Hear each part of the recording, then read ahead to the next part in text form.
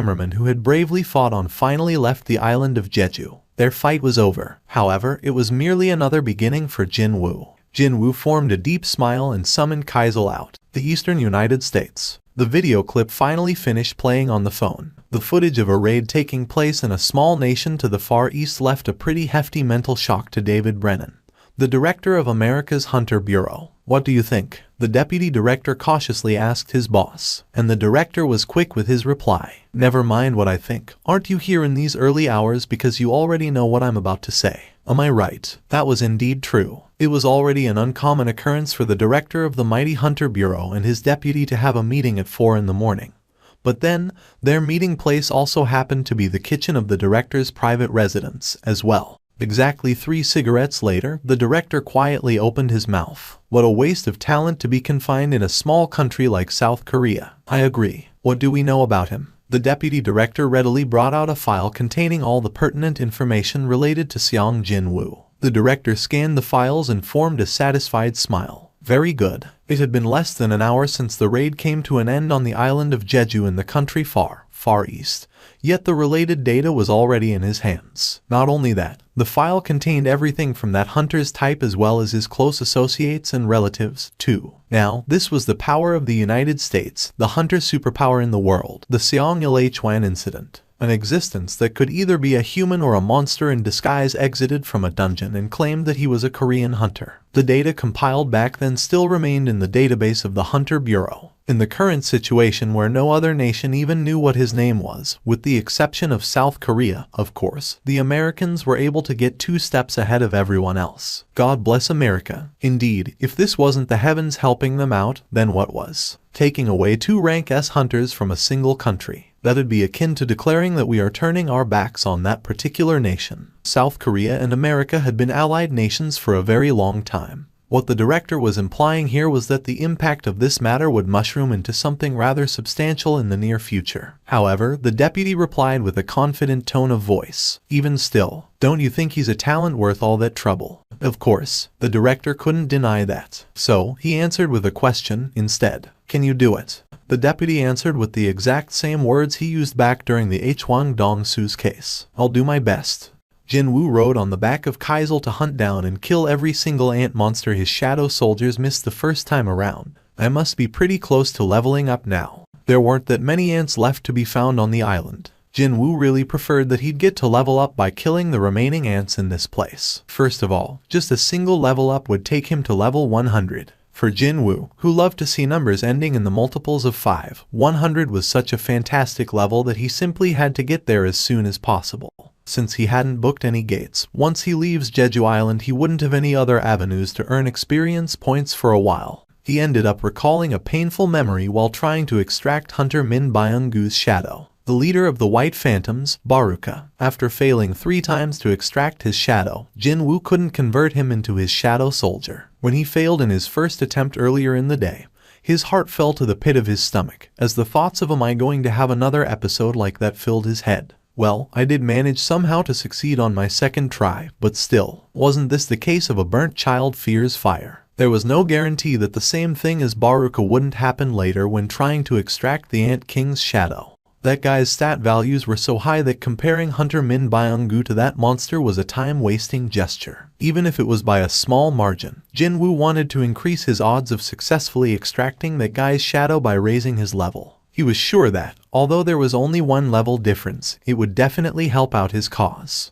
Jinwoo's expression brightened greatly as soon as he stepped inside the nursery area. There were countless eggs lining up the floor, pillars, and even the ceiling. Seeing that there were wiggling movements from underneath the semi-transparent shells, these things were definitely monsters, too. Not sure how much experience points I will get here, but then again, with this many monsters here, he was sure of making up for the lacking amount of experience points. Boom. Jinwoo noticed that his boys were breaking out in buckets of sweat and summoned the Demon King's longsword out from the inventory. Should I have a go with this one? Every time he moved this cool-looking blue-colored longsword, arcs of electricity crackled up from the blade itself. He had stored it inside the inventory after defeating the Demon King Baron back in the Demon's Castle. There was a reason why he brought this longsword out instead of his main weapons, the daggers, short swords. because of the added magic attribute of the longsword. Swish. When Jinwoo energetically swung the sword, lightning crackled boisterously all over the place and caused the blue-colored storm to kick up.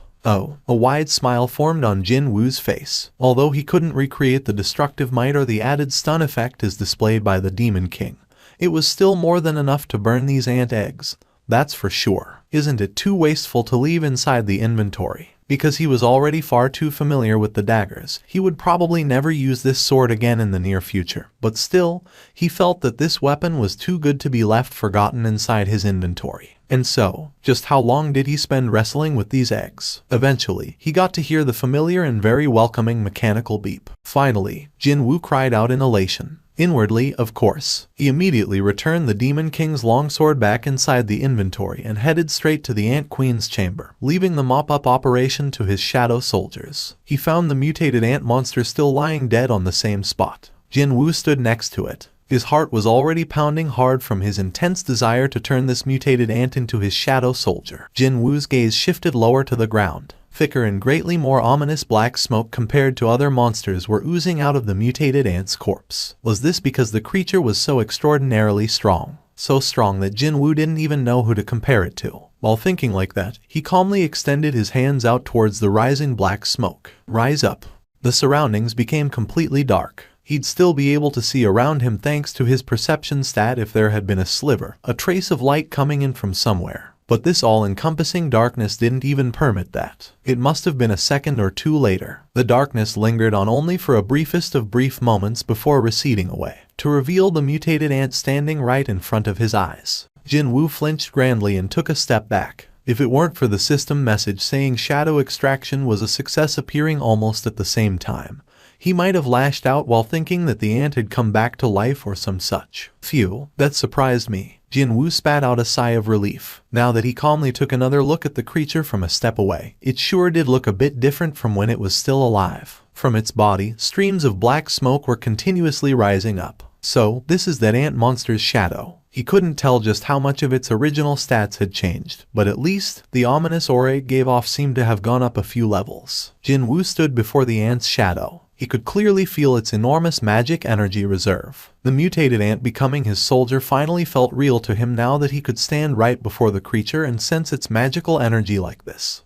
He wanted to remain calm, but the corners of his lips continued to curl upwards. His heart was pounding away madly like a child who got his hands on a toy he so badly wished to own. Soon, the shadow's information popped up in his view. Commander grade. Jinwoo began clenching his fists tightly after confirming its grade. A new one just made its appearance, which could only mean this guy possessed the kind of power that was on another realm compared to his other soldiers. Well, that's obvious when considering its original abilities while it was still alive. Just the name of the new grade alone implied that this soldier was not your average, common soldier. This was the fruit of his labor for having worked so hard to own this shadow. It was then. The shadow knelt down after meeting his gaze with Jinwoo's. Without a doubt, the absolute loyalty that affected all the other shadow soldiers also applied to this guy as well. Nice. Next stop, the Ant Queen. Jinwoo formed a satisfied smile and turned around. But then, oh my king. Jinwoo's steps came to an abrupt halt after he heard that voice coming from behind him. He never thought that he'd got scared that easily, but at least in this moment, he did feel like his heart had taken a nasty tumble down to the pit of his stomach.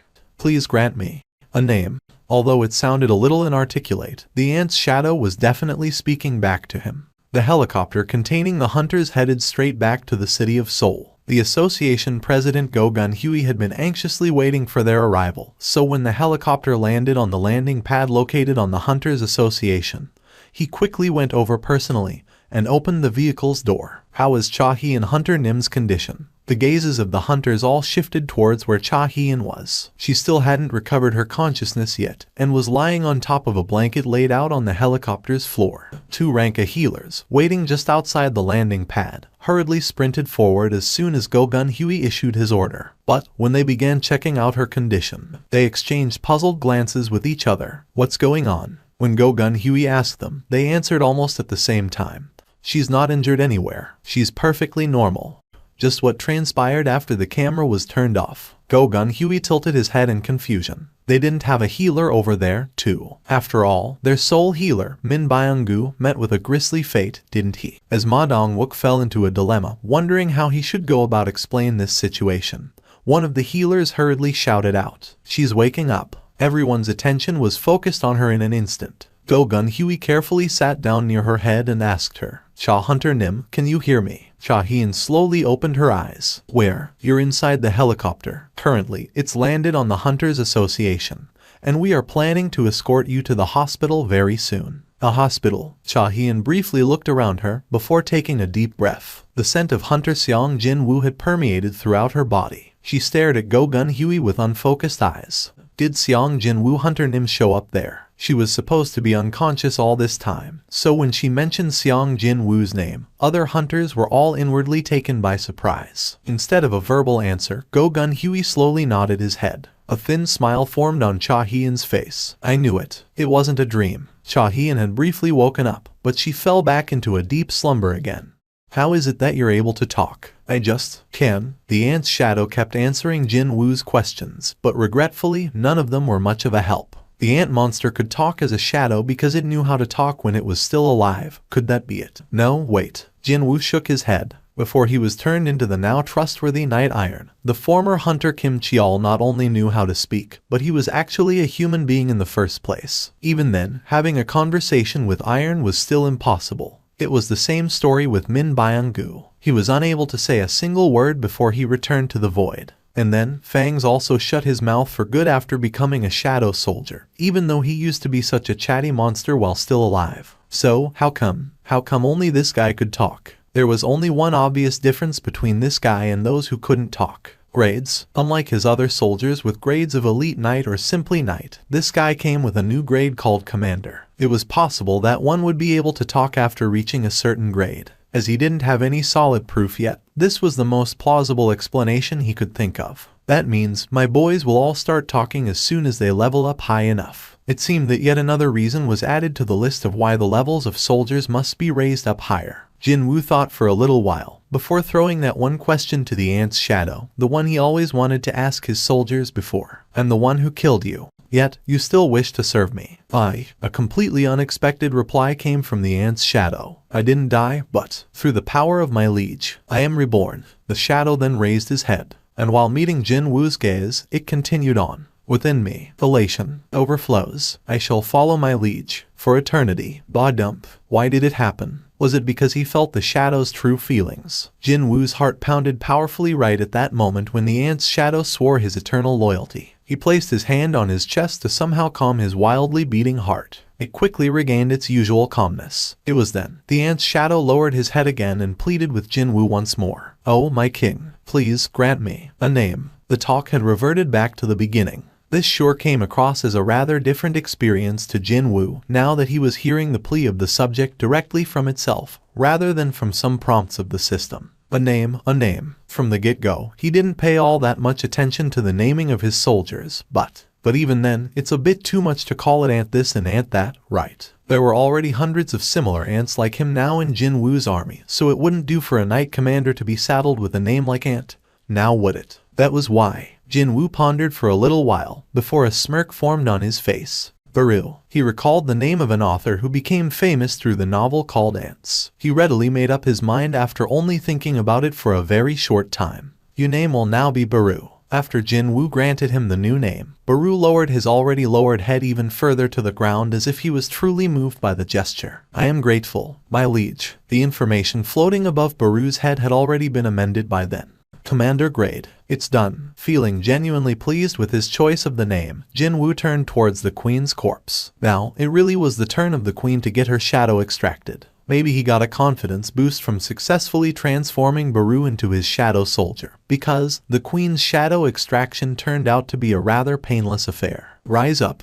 Accompanied by the scream that sounded like the death throes, the beast soldier resembling the ant queen emerged out from the shadow. Nice. Jinwoo expressed his delight at the continuous successful extractions, but then began tilting his head after discovering something rather odd. What's this? His connections to the shadow soldiers who were originally ant monsters suddenly grew fainter after the queen's shadow materialized. It almost felt as if a pale gray fog was covering up the threads connecting them. Baru. Even before he finished calling it, Baru had already approached Jinwoo's side. Step. If it weren't for his perception stat that had climbed past the 200 mark, Jinwoo would never have followed that movement properly with his naked eyes alone. Such a creature was one of his loyal soldiers now. Jinwoo felt his confidence soaring up even higher from that realization. You know what's going on here? Jinwoo asked while pointing at the queen's shadow with his chin. Baru knew everything there was to know when it came to the inner workings of the Ant Army, so it made sense to ask him. He politely made his reply. The ruling of the Ant Army. It's the Queen's innate ability.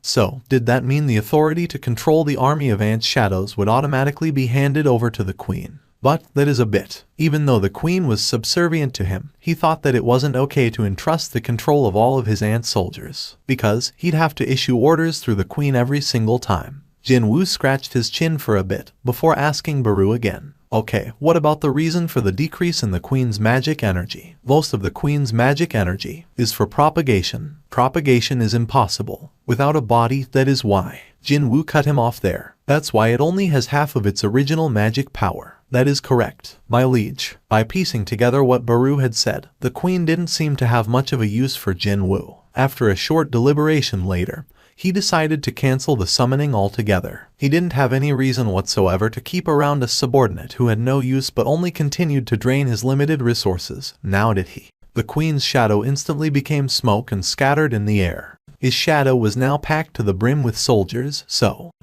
the only things remaining here are the magic crystals. Jinwoo took a look around him. Top-grade magic crystals only seen within rank S gates were rolling on the floor like common pebbles. Since there was no one watching here, and he was the one who killed the majority of them, he could have swept them all up if he wanted to do so. However, Jinwoo gave up on that idea. He heard that these crystals would be used to compensate the victims, as well as to rebuild the Jeju Island to its former glory. Jinwoo wasn't exactly hurting for cash, so he wouldn't covet after other people's stuff. Still, I'm sure no one will mind me taking this one. Jinwoo took out the magic crystal from Baru's original body. It was a beautiful pitch-black magic crystal that resembled a gemstone. After pocketing the magic crystal, Jinwoo summoned out Kaizal. Inside a suite of South Korea's top luxury hotel. Although his presence had been buried under the huge news of the Jeju Island raid recently, it was still an undeniable fact that one of the world's most powerful hunters had taken up a temporary residence there. Thomas switched off the monitor still playing the video of the raid. He had already seen that recorded video 3 times by now. Laura, who stood next to him, asked him. She accompanied him to Korea as his sole subordinate. What do you think, sir? Well, it's as you can see. He leaned against the couch and placed his legs on the coffee table. So, are you sure that's the hunter Mr. H. Wang was investigating? Yes, and he asked you what would happen if he killed someone in Korea. Yes, Thomas ordered the potential connection between Hwang Dong-soo and Seong Jinwoo to be secretly investigated as soon as Laura made her report. And, as it turned out, there was only one connection between the two. That would be Hwang Dong-soo's older brother, Hwang Dong-seok. He and Seong Jinwoo entered the same dungeon together, but only the latter walked out alive, while the former went missing. No one would question what happened inside a dungeon. That had become common sense throughout the world now. So, it's revenge, is it? Most likely. And here I thought that he had no family. He hid it pretty well. I heard that Mr. H. Wang's brother was meticulous in hiding the family connection, sir. Probably because he was involved in shady stuff, that's why. I guess it will become far harder to meet Seong Jinwoo now, what with an incident like that taking place. I believe so, Laura replied confidently. There was only one reason why the master of Scavenger Guild, as well as one of the most renowned hunters in the world, Thomas, gave himself some time off and came to this small nation. And that was to meet Seong Jinwoo. More specifically, he wanted to find out what might happen if Mr. H. Wang did get to have a go with Seong Jinwoo for real. What if, even after we did all this, the two of them end up fighting? What will you do then, sir? Laura, don't you know me? Thomas grinned deeply. Mr. H. Wang is Scavenger Guild's asset, and Scavenger is my property. I will never forgive anyone who dares to touch my property, even if that's the American government itself. One person's power equaled that of an entire country. His name was Thomas Andre, one of only 5 in the entire world. This was the confidence that only a special authority rank hunter, an international powerhouse, could possess. Military personnel and hunters landed on Jeju Island to recover the remains of Hunter Min Byung-gu. They were from the Yeongnam District's guild, the Night Order. The master of the Night Order Guild, Park Jong-soo, had to doubt his own eyes, because there was a good-looking foreign man leisurely strolling out of the ant tunnel's entrance at that very moment. But that was just impossible. The ants being completely wiped out should still be a top secret, so how could this be? I ask you who you are. Why are you coming out from there? It was unknown whether the foreigner didn't understand a single word coming out of his mouth or wasn't planning to answer in the first place. No, that man just stood there, smiling brightly. Jeong Yun-T always had been the act first, talk later type of a guy. But even he had to take a step back and cautiously observe his surroundings after sensing the ominous aura. Unfortunately, soldiers didn't possess the hunter-like sensory perception. They belatedly discovered the foreigner's presence and hurriedly raised their firearms. Park Jong-soo quickly dissuaded them, fearing that they might end up inadvertently killing someone. He couldn't understand the language being spoken here. It wasn't that he had never heard of it, but more like it didn't even originate from Earth, to begin with, judging from the way that man sounded and how he enunciated the words. What is he saying? One could sometimes meet intelligent monsters in higher-ranked dungeons. What that man said sounded almost like the language spoken by those creatures. Which means is that, snap, like puppets with their strings cut, the soldiers and hunters all collapsed to the ground along with the sound of a crisp finger snap. That mysterious man wasn't responsible for this event. He looked behind him and testily spoke up. What do you think you're doing? There was a short-statured middle-aged man standing behind him now. There's no need to make a commotion here. I just put them all to sleep. The middle-aged man also wasn't speaking in the language of humans. Did you confirm it? The mysterious man nodded his head. It's definitely his power. How strange. The middle-aged man's gaze now shifted over to the collapsed hunters. Why is he helping out these humans? Who knows what he is thinking? If you're curious, why don't you go ask him personally? I'll decline. The middle-aged man shook his head before continuing on. We commence with the hunt as planned. Nothing has changed. Got it. The middle-aged man lightly twirled his hand in the air. A black gate small enough to let a person through opened up there. Oh, by the way. The middle-aged man stopped briefly and looked behind him when the mysterious man called out to him.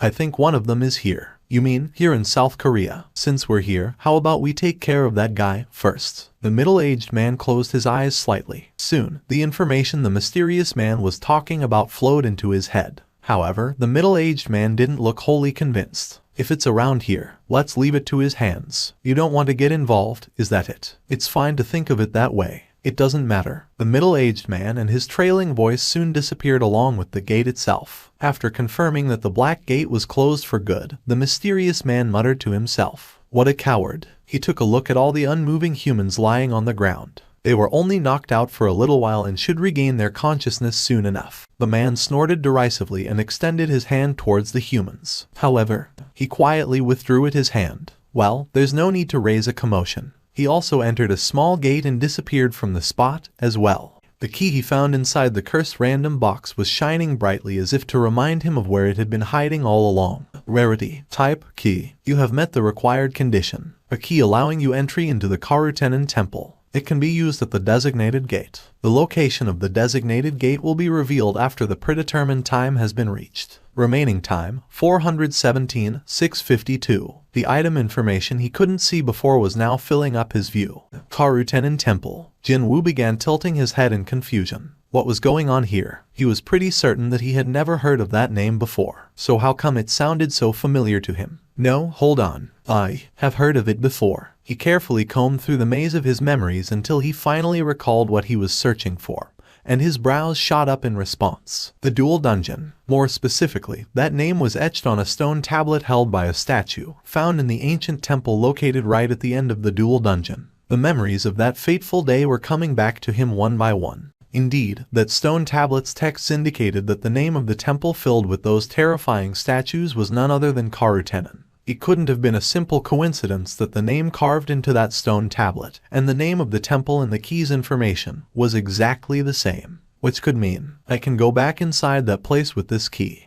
The system was definitely summoning him back to the place where it all began. The key that emitted the bright light all on its own, perhaps fearing the distinct possibility of him never bothering to read its information. And then, there was the name of the location where this key was supposed to be used, written so clearly that he'd never miss it. I still have over 2 weeks left. The system hadn't lied to him once until now. So, the gate in question would definitely open up in the location as noted in the item's information. Was I really planning to walk in there again? Ha ha ha. A wry chuckle leaked out of his mouth without him realizing it. He used to break out in an uncontrollable shiver just from recalling the emptiness below his knee he saw back then. But now, fighting spirit began burning powerfully in his eyes, instead. I'm different now. He felt utterly confident of his chances now. Heck, he even felt a certain expectation bubbling up inside him, wondering if he'd be able to turn those stone statues, or even the god statue itself, into his shadow soldiers. There was also something else to consider.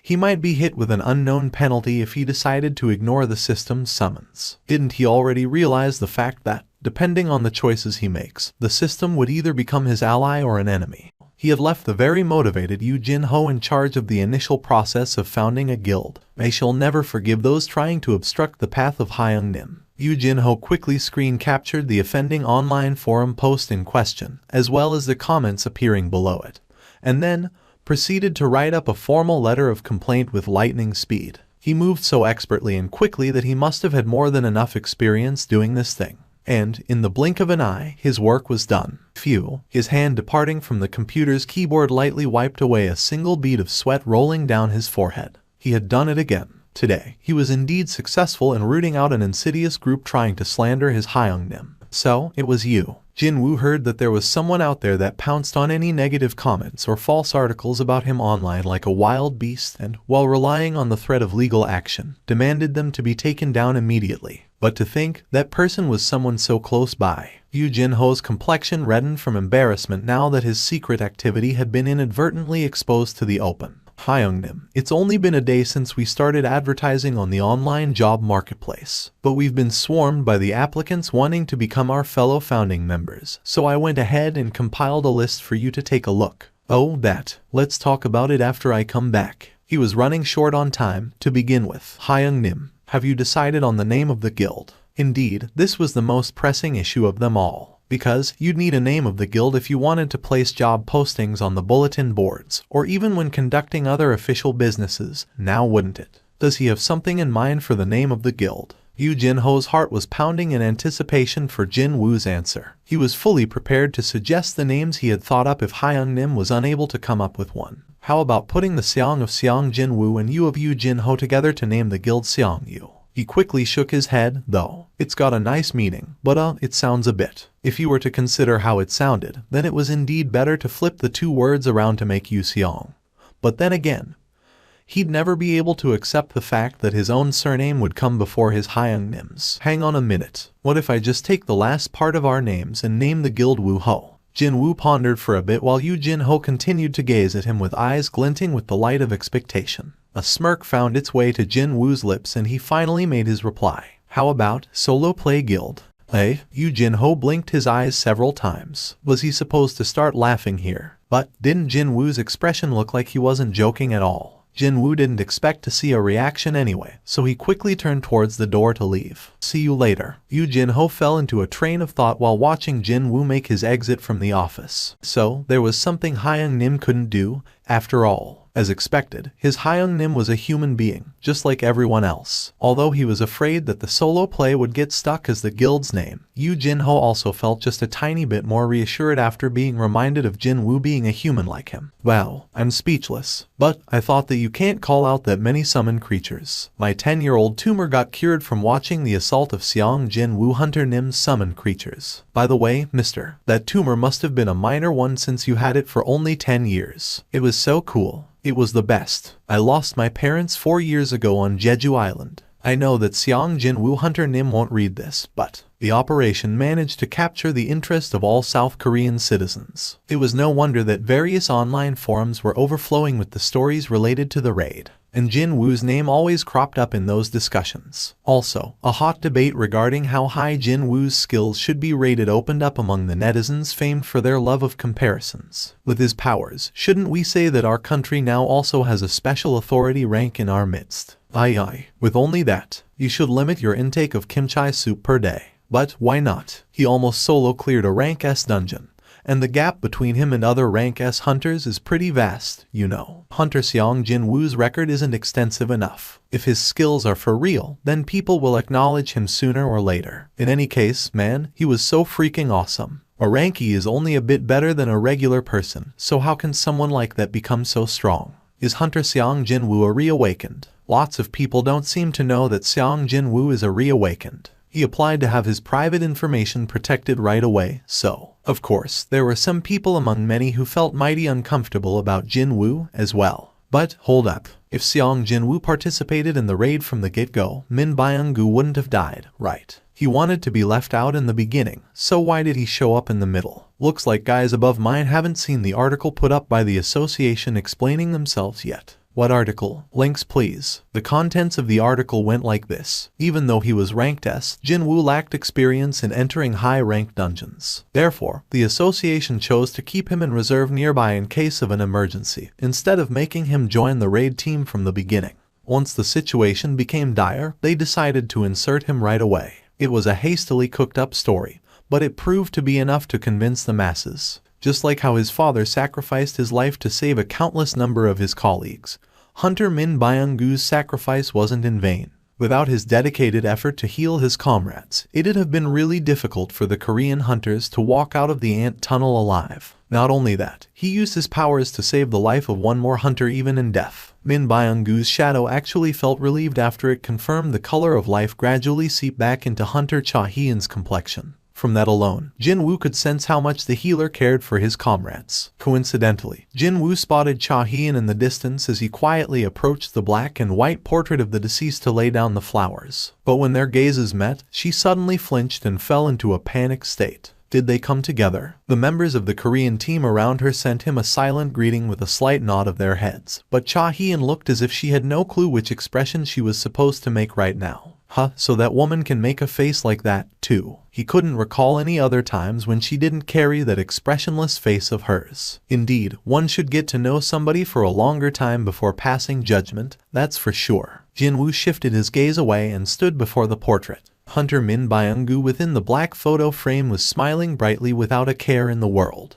Jinwoo placed the flower in front of the portrait and closed his eyes for a brief moment. I hope you find yourself in a better place. Finishing up with the prayer for the departed, he turned around to see a familiar figure approach him from the distance. Seong Jinwoo Hunter Nim. The low, bassy voice naturally belonged to the association president, Go Gun Huey.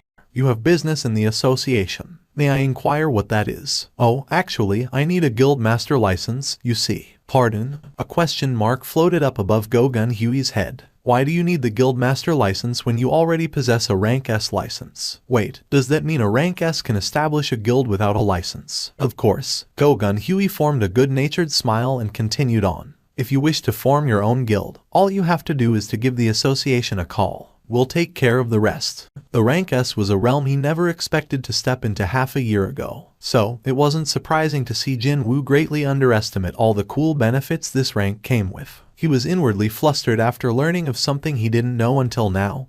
But this is actually for the better, isn't it? By any chance, have you cast some kind of a barrier spell over Jeju Island? What do you mean? Where was this barrier magic thingy coming from, all of a sudden? Did something happen in Jeju Island after he killed every ant there and left for home? Go Gun Huey calmly explained what had happened. During the operation to retrieve Hunter Min Byung-gu's remains, there was an incident of the military personnel and the accompanying hunters losing their consciousness in the same location.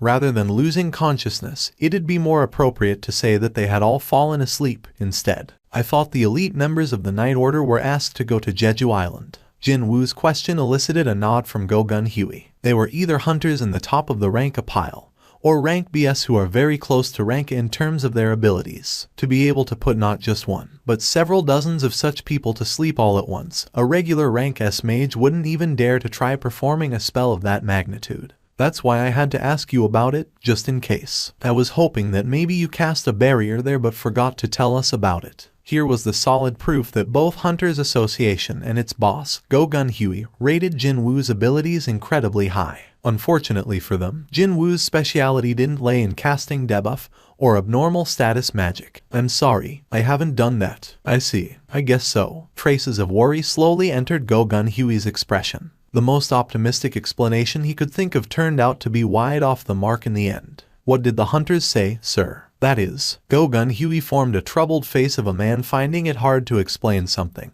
before continuing on his explanations with some difficulty. Not only the soldiers, but even the hunters can't remember anything that happened before they lost their consciousness. His voice sounded even more dispirited next. Actually, we can't even figure out whether they were victims of a magic spell or not in the first place. If it were just the soldiers, who were simply regular people, it'd be possible to knock them out with something like the sleeping gas.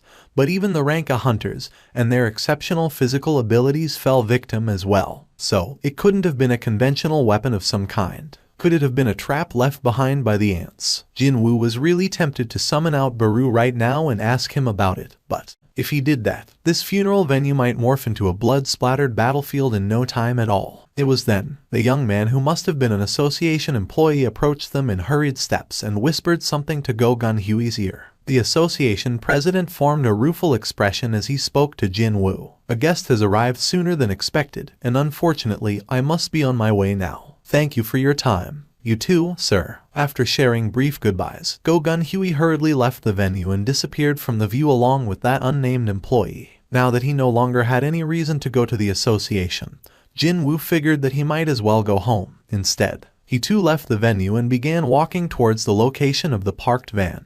But then, what's this? He seemed to have picked up a somewhat puzzling tale since from a short while ago. Jinwoo tilted his head in confusion. Aren't you supposed to do your best not to get discovered when tailing someone? Not only that, any all-regular folks wouldn't even dare to dream about tailing a rank S hunter, too. Huh? Well, I'll be. Jinwoo was getting more and more dumbfounded here. He even realized for the first time that he didn't want to deal seriously with someone who was this unprofessional at what he was supposed to do. However, just as Jinwoo was about to grab the door handle of his van, he heard a voice calling out to him from behind. Are you Mr. Seong Jinwoo? Jinwoo smirked slightly and turned around while thinking to himself, well, you've finally revealed your true colors, haven't you? Yes, I am. But then, Jinwoo was momentarily taken aback after confirming the face of his opponent. He's a foreigner. That man's Korean was so perfect that Jinwoo didn't expect him to be a Westerner at all. Meanwhile, the young Westerner, sporting a business suit so slick that it bordered on being a fashion statement, formed a smile as bright as his golden hair color. This is who I am. The man pulled out a business card and presented it to Jinwoo. His name, the organization he worked for, as well as his contact numbers, were all printed in large, legible letters on the card. Hunter Bureau. What did an elite agent from the most powerful organization in the US want from him now? No, there's only one reason why the Hunter Bureau would want to speak to a hunter. Jinwoo tore his eyes away from the card and looked straight at the agent, prompting the American to introduce himself with a sunny smile. It's a pleasure to make your acquaintance, Seong Jinwoo Hunter Nim. Please call me Adam from now on.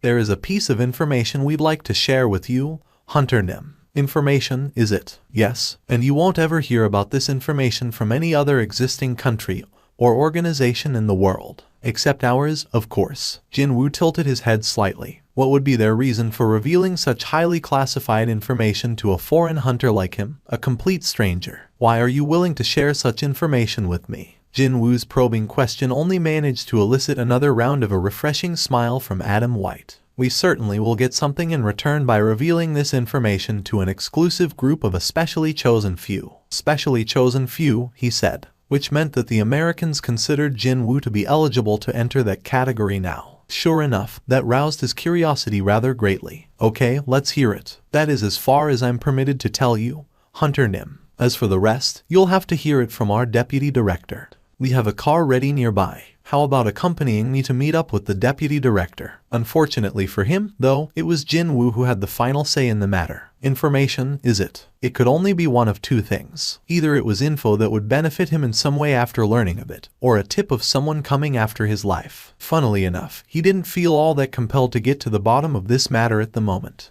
I'll sleep on it and give you a call later. Adam felt like someone had just punched him in the back of his head as this unexpected turn of the conversation left him reeling in shock. What? The deputy director of the Hunter Bureau came all this way to share information, yet he's ignoring that and wants to go on his way. Jinwoo didn't look like he was bluffing here, because he was already opening the driver's door of the van. Cold perspiration immediately coated Adam White's forehead. If Hunter Seong Jinwoo was allowed to slip through his fingers now, then who knew when he'd get another chance like this? No, there was even a distinct possibility that this could be the very last time. It was unknown whether the Korean intended for this reaction or not.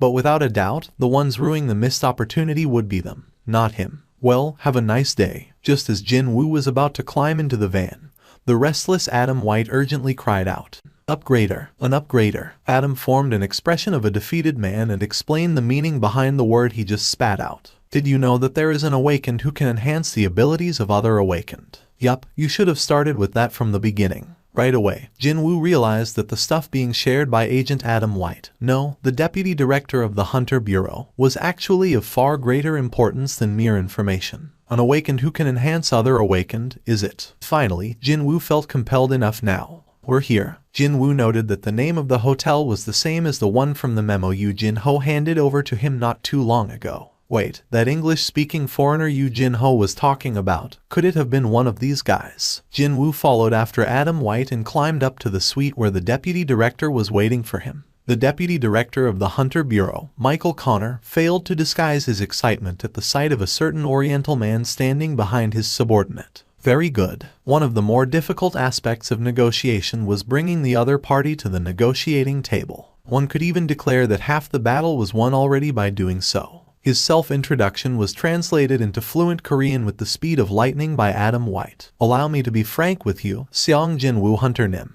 With a solemn, determined face, the deputy director pushed a rather sizable mountain of files towards Jinwoo and continued on. "We, at the United States of America, want you, Seong Jinwoo Hunter Nim. These are all the documents needed to emigrate to America. Now normally, you'd need at least 1 or 2 years for these papers to be processed. However, it'll be a different story for you, Seong Jinwoo Hunter Nim." The deputy director then raised his index finger. "Just a single second," he declared in a very confident voice. "If you agree to immigrate, then you'll become an American citizen in 1 second. And not as a simple, regular citizen. Either, no, you become eligible to receive the equal treatment as the nation's existing top-ranked hunters." Jinwoo looked back at the deputy director. "But, I only came here because Adam said something about some information." The deputy director let out a burst of genial laughter when he heard that. "That isn't entirely unrelated to what I was talking about. I don't understand. Hunter Nim, if you give us your word that you'll become the next American hunter, then we will definitely enhance your abilities to an even higher realm.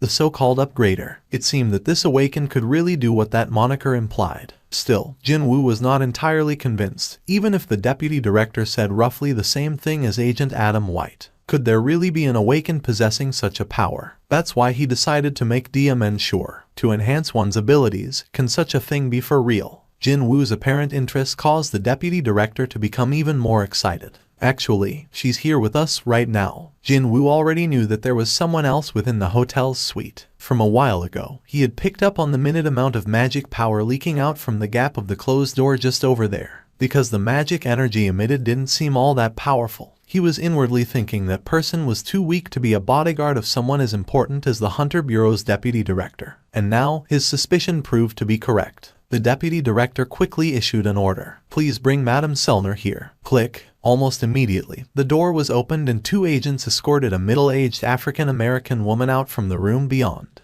Jinwoo's eyes narrowed slightly after picking up on a strange vibe coming off of her. Somehow, she gave off a different aura from other, regular awakened. "This is Madame Norma Sellner. She is the lone awakened, the only one of her type in the entire world, who can enhance the abilities of other awakened to even greater heights." At the end of the introduction, Madame Sellner did a simple nod of her head as a greeting to Jinwoo. He reciprocated the greeting with the nod, as well. "Madame Sellner, please, if you will, briefly explain what you can do to Seong Jinwoo Hunter Nim." She formed a teasing smile while staring at the still unconvinced Jinwoo's face. "Everyone has the same look as you, in the beginning, Hunter Nim. However," she then leaned in closer to Jinwoo and whispered softly to him, "once they have a taste, they have no choice but to beg me for more. Madam, please." The deputy director furrowed his brows a little, prompting her to laugh out and wave her hand about. I know.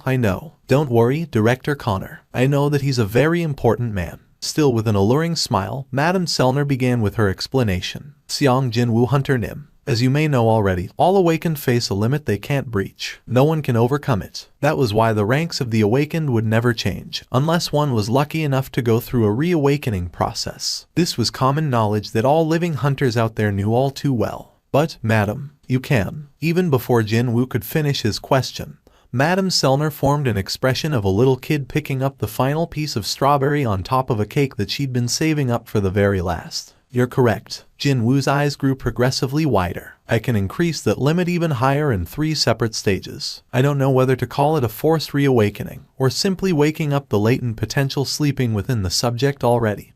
But yes, I can do it. What an incredible ability that was.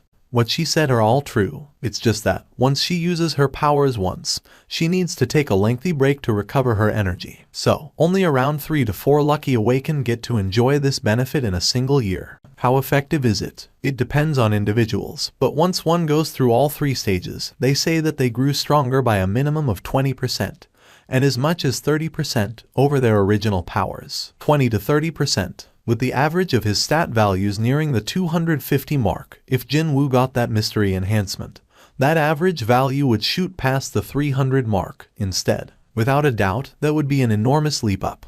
As long as these guys weren't lying to him, of course. Is she casting a buff that raises one's powers? Or is it more like raising the fixed level cap? Regardless of what it was, the ability she possessed would be like a precious treasure for all the hunters out there. Which also meant that there should be no shortages of people aiming for her, too. We ensure her absolute safety and reward her accordingly, while she enhances the abilities of those hunters we deem worthy of joining us. We have been maintaining this symbiotic relationship for a long time now. And so, that's where the deputy director bookended the explanation. Now, the time for the fireworks to begin. Madame Selner's ability, that is precisely the gift we wish to give to you, Hunter Nim. A gift, is it? Indeed, could there be a gift even more valuable than this one? If you become a hunter of the United States of America, you will be the first in line to receive this benefit. Also, we will make sure that you get the best possible terms when negotiating with any guilds you wish to join. From the perspective of an ordinary hunter, these were simply too good of conditions to say no to. Only now could Jinwoo understand why Hwang Dong-soo didn't even hesitate once and emigrated to the States when everyone was criticizing him for it. The enormous sum of money the Americans reportedly paid him was most likely a cover-up story to hide the real reason. Regular hunters would lose their collective SHT if they ever heard of such a tale. Can you prove that she really possesses such a power? Everything they said so far were just words, and there had been no proof to back them up yet. It was her turn to button next. No need to rush. Today, I'm only here to undo the first button, you know. Jinwoo finally realized what she meant earlier. One taste, and people beg her for more, was it? Just as she had alluded to, every hunter seeing her powers with their own eyes chose to head to America right away, 100 times out of 100. Her sky-high confidence was based off on that. The deputy director quietly asked a question to Jinwoo. It is as she says. So, will you let us unlock your first stage, without anything in return? Think of it as a service from us, Hunter Nim. Madame Selner lightly grasped Jinwoo's wrist. When he turned to look at her, she formed a gentle smile and gestured to him to get closer. Please, look into my eyes. Look deeply into them. That will be your first step. Was she telling the truth? To confirm if this Madame Selner really did possess the power the Hunter Bureau was swearing by, Jinwoo decided to follow her instructions for the time being. The deputy director leaned against the back of the chair and crossed his arms. It's done. He's ours now. The game was already over. Hunter Seong Jinwoo had been constantly maintaining that cold, indifferent expression until now. But that was only because he hadn't yet experienced what this lady's power had to offer. Once the first lifting of the natural limit was completed, Hunter Seong Jinwoo would call them on his own volition sooner rather than later. No, if he had an impulsive personality, then he might sign the immigration documents right here, right now. The deputy director's curiosity shifted onto something else now. Just how high will his limit be, I wonder? The deputy director uncrossed his arms and rubbed his chin, his eyes of anticipation firmly locked on Jinwoo. But it was then. Madame Selner sucked in her breath as her eyes began to quake quite violently. Madame Selner stared deep into Jinwoo's eyes for a long time, before she screamed at the top of her lungs as if she had seen something she shouldn't have. She fell off the chair onto the floor, almost right away. 2 agents here to guard her whipped their pistols out and took aim at Jinwoo. Stop. Have you all lost your minds? The deputy director witnessed the agents and their recklessness and cried out in alarm. Loud cussing exploded out of his mouth as he jumped up from his sitting position to push down the pointed pistols of the agents. Do you not know who this person is? How dare you point at him with such a thing? But, sir, the madam is. You idiots. If you're that worried about Madame Sellner, then check up on her first. And my apologies. The agents quickly put their guns away and supported the shivering Madame Sellner off from the ground. Her complexion had become so pale that she looked quite pitiful right now. Meanwhile, the deputy director bowed his back 90 degrees to Jinwoo. I'm truly sorry, Hunter Nim. My agents committed a grave blunder. Judging from the previously relaxed voice of the deputy director tremble like that, he must have been frightened out of his wits rather greatly just now. They are trained to put the safety of the madam above all else, but to think they'd be stupid enough to point a gun at a rank S hunter.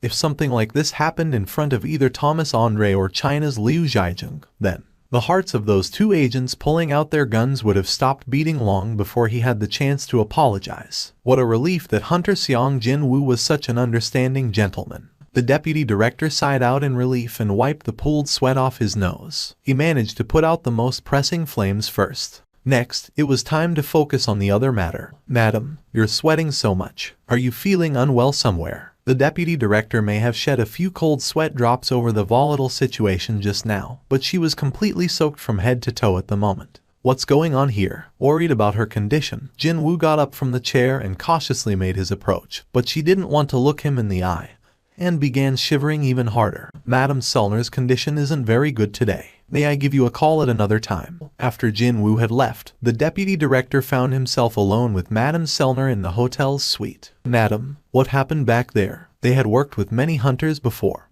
and this wasn't Madame Sellner's first rodeo either, meaning this would be the first time something like this happened. She suppressed her pounding heart and managed to squeeze out her trembling voice. He is a king, a very powerful king. The deputy director's eyes grew wider and wider. Those who knew how her power worked were the director of the Hunter Bureau, the deputy, and of course, Madame Sellner herself. Only these three. And she confirmed that Hunter Seong Jinwoo was a king.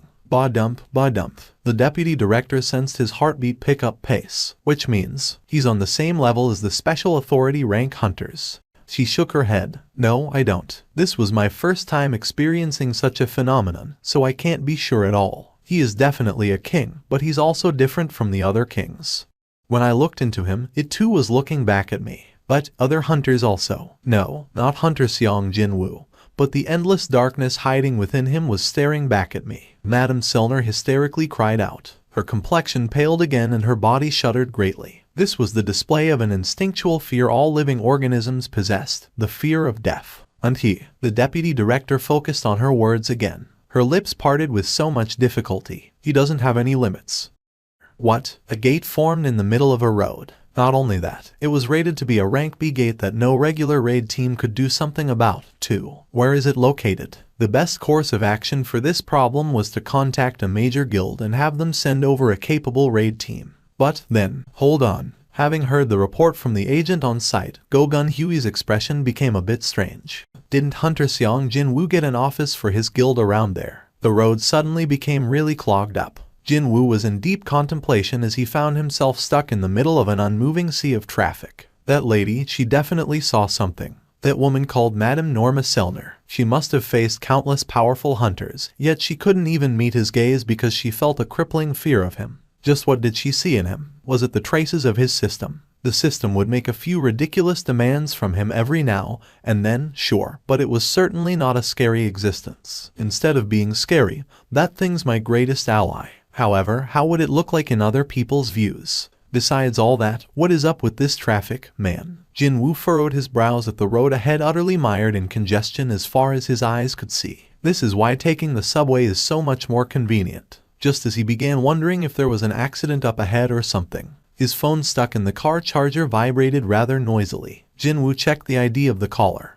It's the association president. They saw each other in the funeral venue only a few hours ago, so what business did he have in calling him so soon? Jinwoo tapped the answer icon. Hunter Nim, it's Go-Gun Huey speaking. The association president explained the situation taking place in the middle of Seoul in a calm voice. Excuse me. A gate opened up in the middle of the road. He was beginning to think that this traffic jam was far too heavy to be normal, but there was a good reason behind it, as it turned out. Our agents have evaluated it as a rank B gate. Would you like to take care of it for us, Hunter Nim? Jinwoo struggled to suppress the giggles of joy this truly excellent news managed to awaken. I don't have the raid permit, so can I just enter like that, sir? Hunter Nim, who issues the raid permits? It's issued by the association. And who am I? Jinwoo suppressed his laughter again and replied seriously. You're the president of the Hunters Association. That's why. Don't worry about anything and please take care of it. Well, in that case, thank you for the me. No, I mean, thank you for the opportunity. Jinwoo clenched his fist. He climbed out of the van and began walking after the trace of the magic energy leaking out from the gate. Because of the cars packed tightly on all sides, he didn't even need to park the van somewhere else, too.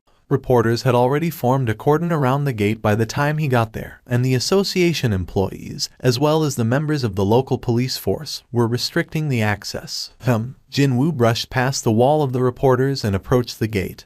But then, a female association employee with a by-the-book demeanor abruptly blocked his path. Please hold it. What do you think you're doing? She pushed at his chest and spoke loudly. Too bad. No matter how hard she pushed with her small hands, Jinwoo didn't show any signs of budging from the spot. Seong Jinwoo. Wasn't he the same guy who killed all those ant monsters on Jeju Island? It's Seong Jinwoo. I think Seong Jinwoo came here to deal with the gate personally. People feeling fed up from being stuck here began recognizing Jinwoo, and their complexions brightened greatly. Some people among them with appointments to get to even cried out in elation, too. However, the female employee completely disregarded the reactions of the citizens and showed no signs of backing down. She hesitated slightly before asking him, What brings you here? What did she even mean? What brings him here? There would be only one reason why a hunter chose to stand before a gate, wouldn't it? Even if you're a rank S hunter, sir, I will not tolerate any behavior that ignores proper procedures. Jinwoo was lost for words and blankly stared at her face. He didn't expect her to come out like this at all. She thought that she had succeeded in persuading a rank S hunter and continued on with her next question. Did you obtain the raid permit? No, wait. Even if you did obtain the permit, since you haven't met the minimum required number of team members, you can't be allowed in. The female employee was impressively unyielding. Jinwoo could tell from the look in her eyes that she wasn't doing this out of spite. No, she just seemed to be the type to stick as close to the rule book as humanly possible. Hold on for a sec. Jinwoo immediately called somebody on the phone. After the call connected to the other side, he pushed the phone to her. Here. When the female employee looked at him puzzled, Jinwoo spoke to her in a clear voice. Please, take it. The call's actually for you. She maintained her puzzled expression while asking him. Who is it on the phone? Someone else you may not tolerate as well. She inadvertently took the phone from him, but when she discovered the name of the call's receiver appearing on the screen, her brows shot up really high. Go Gun Huey. This is the association president speaking. Sure enough, it was him. The female employee's eyes trembled noticeably before she began nodding her head over and over again. Yes, yes. No, sir. Yes, yes. I shall do as you say, sir. Jinwoo hurriedly disappeared into the gate. Hugh, greatly annoyed by his antics now, the female employee shuddered from dissatisfaction and she threw, not a curse, but more like an unhappy grumble at his departing back. Father in heaven, sprain that guy's ankle or something inside the dungeon, please. However, Hunter Seong Jinwoo was a man who walked away safely from the Jeju Island that was completely overrun with rank S monsters. Such a guy won't have much trouble inside a rank B dungeon, probably. But then, it happened at that moment. Screams were rising up from here and there. Ew, what's going on here? Why is it changing to red color? Right after Jinwoo stepped past the gate, the eerie color of blood slowly spread over its black surface. It was a red gate. A terrifying event was unfolding right now. The female employee felt utterly devastated after seeing the red gate appear. Was it because I prayed for him to get that sprained ankle? Of course, that wasn't it. However, she couldn't get rid of the voices in her head telling her that it was her fault. She was taught that the Red Gate, a portal to another world, was one of the most dangerous places there was. She also heard that even the high-ranked hunters weren't guaranteed to get out of there alive. It can't be. Suddenly, her head was filled with the images of the worst-case scenario, and her complexion paled instantly. The vice master of the tentatively named Solo Play Guild, as well as its chief recruitment officer, its sole lawyer, and even its accountant, Yu Jinho smiled brightly as he saw Jinwoo entering the office. What's this? Jinwoo was nonchalant in his reply. There was an open gate on the way to the office, so I made a pit stop. He went out only a couple of hours ago, yet during such a short period of time, he found a high-ranking dungeon, cleared it completely, and brought out all the magic crystals found within. As expected of you, you're amazing, Hyung Nim. Jinwoo quickly strode over to the conference suite as soon as Yu Jinho was finished and opened the door wide open. And then, inside this mostly empty conference suite, he found a woman sipping on a can of coffee all alone and in silence turning her head to meet his gaze. Incidentally, Yu Jinho had to quickly dash outside to get that coffee because they hadn't even bought proper office equipment yet. "What brings you here, Hunter Nim?" Jinwoo asked his guest with a dumbfounded expression on his face. Then, Cha Hien opened her own mouth, still looking up at him from her sitting position. "I came to join your guild." Did he hear that right? Jinwoo ended up doubting his own hearing. Then, Cha Hien was the vice master of South Korea's top guild, and her skills were ranked to be among the very best. But she willingly walked into a guild that hadn't even taken its first baby step yet. Unless she was being threatened into coming here, how could this situation make any sense? But then again, well, just who'd be brave enough to threaten her? Jinwoo decided to bring up the one person with enough clout to potentially threaten her in South Korea. "Did the association president order you to do this?" Cha Hien formed a confused expression, evidently not understanding why Go-gun Huey was being brought up in this discussion. Why would he? It was Jinwoo who couldn't understand what was going on here, so why was she making that face even though she was the reason for all this confusion? She's restless, her heartbeat, her breathing, even the glow within her eyes. She was doing her best to look composed, but there was no fooling Jinwoo's sky-high perception. So, the question was, why was she forcing herself to this extent, and trying to enter the tentatively named solo play guild? Jinwoo had to ask her, "Don't you still have some time left in the duration of your contract with the Hunters Guild?" Now normally, the guild would negotiate contracts with hunters in 5-year terms. Cha Hien joined the Hunters Guild 2 years ago when she was evaluated to be a rank S, so at a bare minimum, she should still have 3 years left in her contract. "I have enough money to pay the penalty for breach of contract." Cha Hien's collected answer only elicited Jinwoo's head tilting. Most of the time, such a penalty fee would be between 2 to 3 times the original signing fee. Thinking about the exorbitant sum the Hunters Guild must have forked out in order to sign up a rank S hunter like her, one didn't need to be a genius to figure out that the breach of contract penalty fee would be absolutely horrendous, as well. Since he was about to speak to her about harsh reality, Jinwoo's attitude became very businesslike. "Our solo play guild simply can't afford to pay the kind of signing fee your skill set warrants. Cha Hunter Nim. The name of your guild is Solo Play. You have a problem with the name that the Vice Master and myself came up with." "No, not really." Cha Hien let a soft sigh escape from her and continued on. "It doesn't matter. It's fine if you don't pay me the contract signing fee." She didn't mind signing a contract without any payment, even though she'd have to pay an enormous breach of contract fee to the Hunters Guild. What is she scheming here? At this point, he simply had to ask her or he'd die of curiosity. "Why are you willing to go through such a wringer just to join our guild?" As expected, Cha Hien couldn't easily answer him and kept her mouth resolutely shut. "But how can I even explain myself to him? That I sensed your presence next to me even after I lost my consciousness from the attack of that mutated ant monster. That I felt safe and warm after picking up on your scent as I sank deeper into an empty and endless dark void." There was no word in this world adequate enough to describe what she felt back then. "Even if I explain it, he'd only say that I've gone mad." Her heart began beating faster after she learned of Hunter Seong Jinwoo really being there. She felt so relieved, knowing that she wasn't imagining things. And also, what if she discovered that she wanted Jinwoo to be by her side in the worst-case scenario of her being unable to escape from the cold blade of death? To think, it'd be like, "Please be right by my side until my final moments." How could she even attempt saying that, when just thinking about it made her blush uncontrollably? That was an impossible task for Cha Hien, who didn't know anything about a normal girl's sensibilities. That was why she finally spoke up an answer she cooked up before coming here.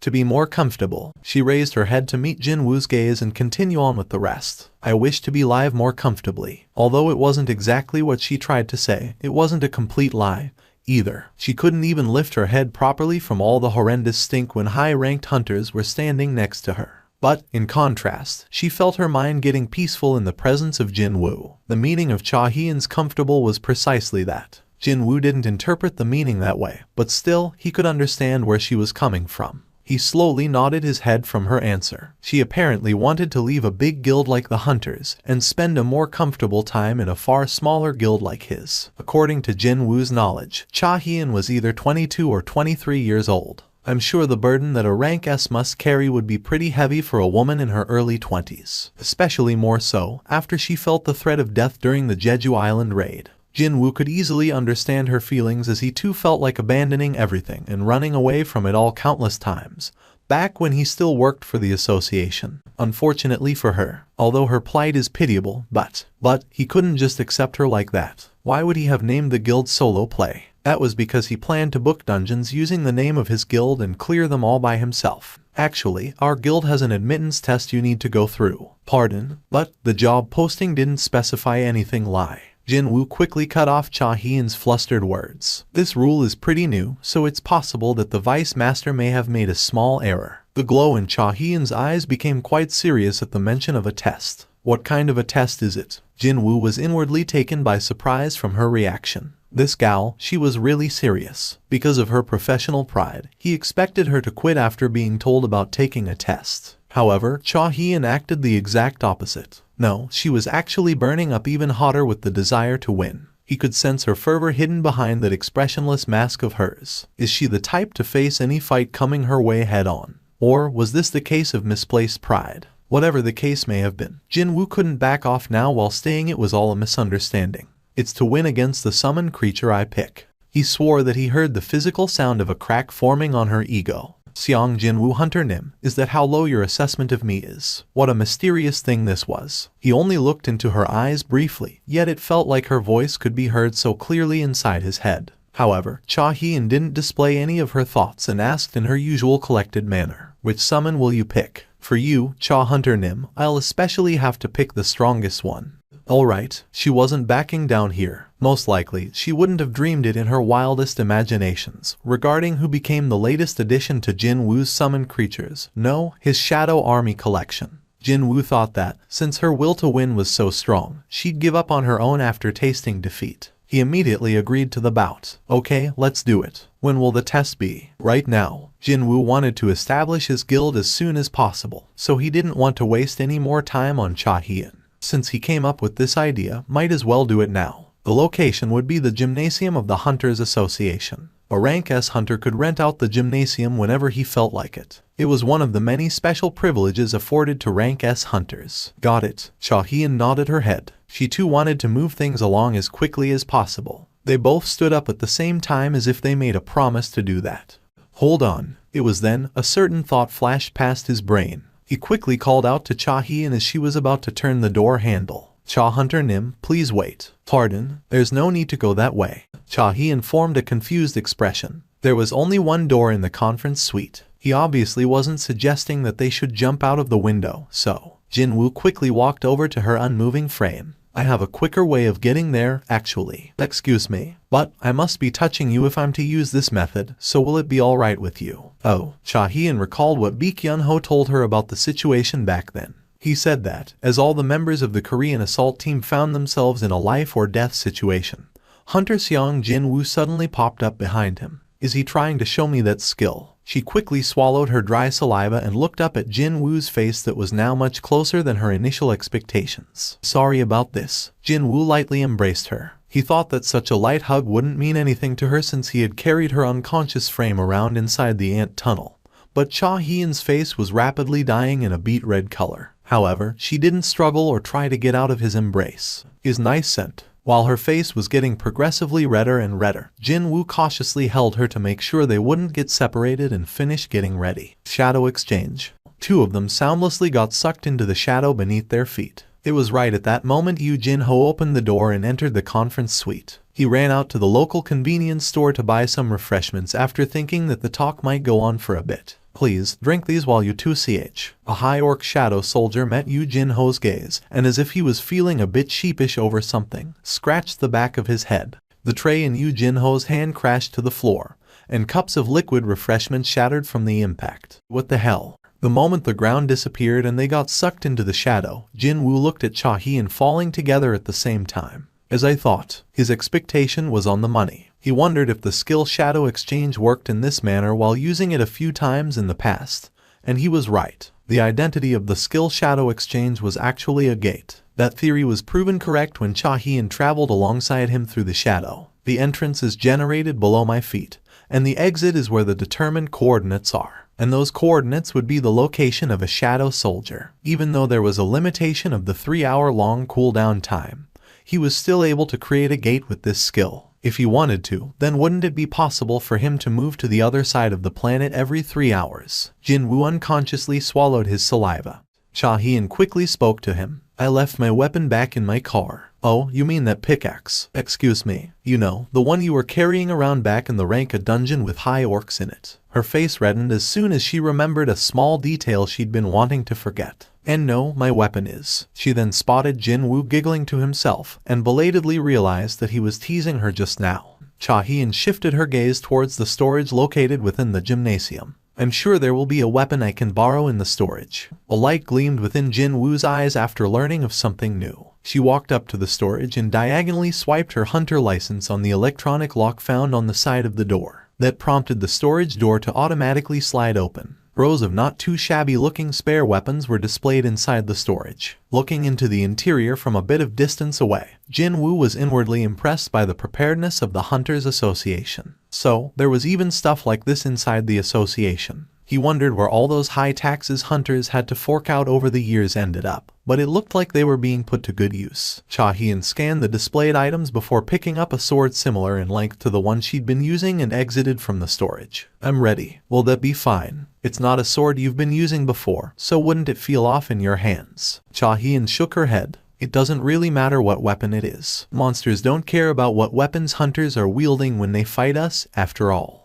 Those were some wise words. Jinwoo carried the same opinion as her, so he didn't argue with her there. At the very least, he found her straightforwardness rather likable. So, calling out my soldier is next, right? As if to prove that she wasn't joking about being ready, a sharp, focused aura oozed out of her. Against someone like her, any all-regular soldier would be sliced up into tiny pieces in no time. That's why Jinwoo called for the best card he could bring out under the current circumstances. Come out. A small portion separated from Jinwoo's shadow and moved away a couple of steps from him. Then a black knight rose up from the unmoving shadow. The jet black armor in the helm, the red plumage attached to the helm, extending all the way down to his waist. The best sword-wielding shadow soldier in his army. I told her that I'd be summoning the most powerful guy out, but he thought that calling out Baru was a bit too much. Before he was turned into a shadow soldier, Baru was the terrifying creature that nearly drowned the entirety of Korean team members in the pit of pure terror. Hell, even Cha Hien herself almost died from his attack, too. Jinwoo couldn't bring Baru out when considering the potential mental shock she could suffer after seeing him again.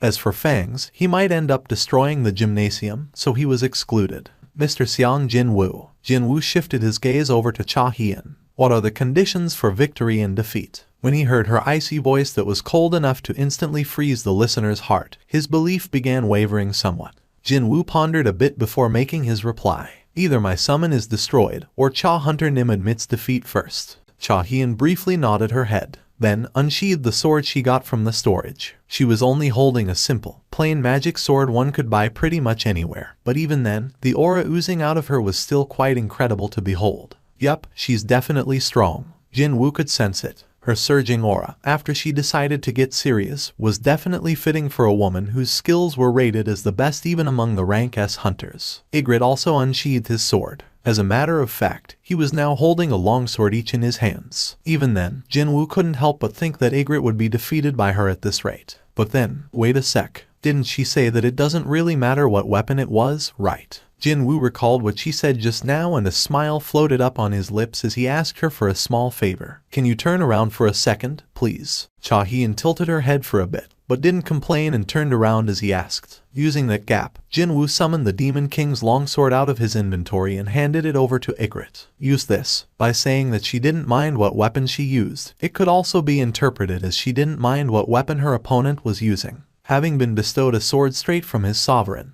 Ygritte tried to kneel down to express his profound gratitude, but Jinwoo quickly stopped him. I'm telling you, you don't have to stand on ceremony all the time, you know. If only Iron could learn half of Ygritte's attitude. In any case, the preparation was done, so Jinwoo called out to Cha Hien again. It's fine now. She turned around and spotted Ygritte now holding a brand new sword that crackled with blue arcs of electricity, which he clearly wasn't holding a minute ago. Soon after Jinwoo signaled the beginning, Ygritte swung the Demon King's longsword to activate its passive ability as his opening attack. A strand of lightning flew in a straight line at Cha Hien. She flinched for the briefest of brief moments, but then, like an agile cat, she bent her upper body back and evaded the lightning.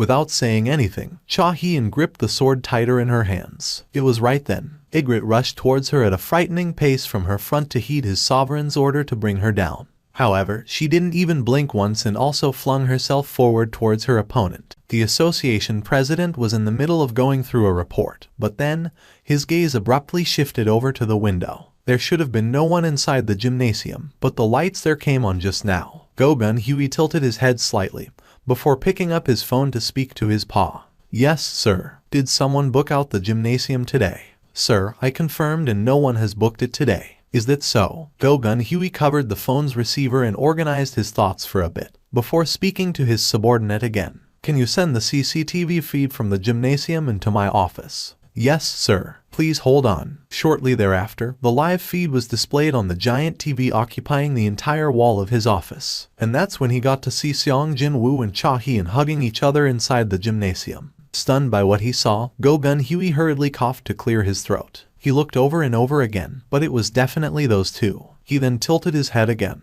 Did those two people have such a relationship? But then again, the very first person Hunter Cha Hien searched for when she regained consciousness briefly inside the helicopter was none other than Hunter Seong Jinwoo. It seems that I was very slow on the uptake. A content smile spread on Go-Gun Huey's face as he gazed at the two young people on the TV screen. Both of them requested for their private information to be protected as soon as they got their Rank S licenses. Even then, there was not one person in this country who didn't know Cha Hien, or for that matter, Seong Jinwoo. So, if two such people wished to spend some quiet time together, there would be no better place than the association's gymnasium after the closing time. I'm sorry about this, but I want you to switch off all the CCTV feed coming from the gymnasium. Sir, but just say that today was the maintenance day in the records. I understand, sir. The giant TV screen in the president's office showing the CCTV feed switched off as soon as he ended the call. Go-Gun Huey took one last look at the gymnasium and returned to perusing the report, a grin still etched on his lips. But it was then. The surface of the water in his cup vibrated softly as he sensed a minute tremor coming from the gymnasium's direction.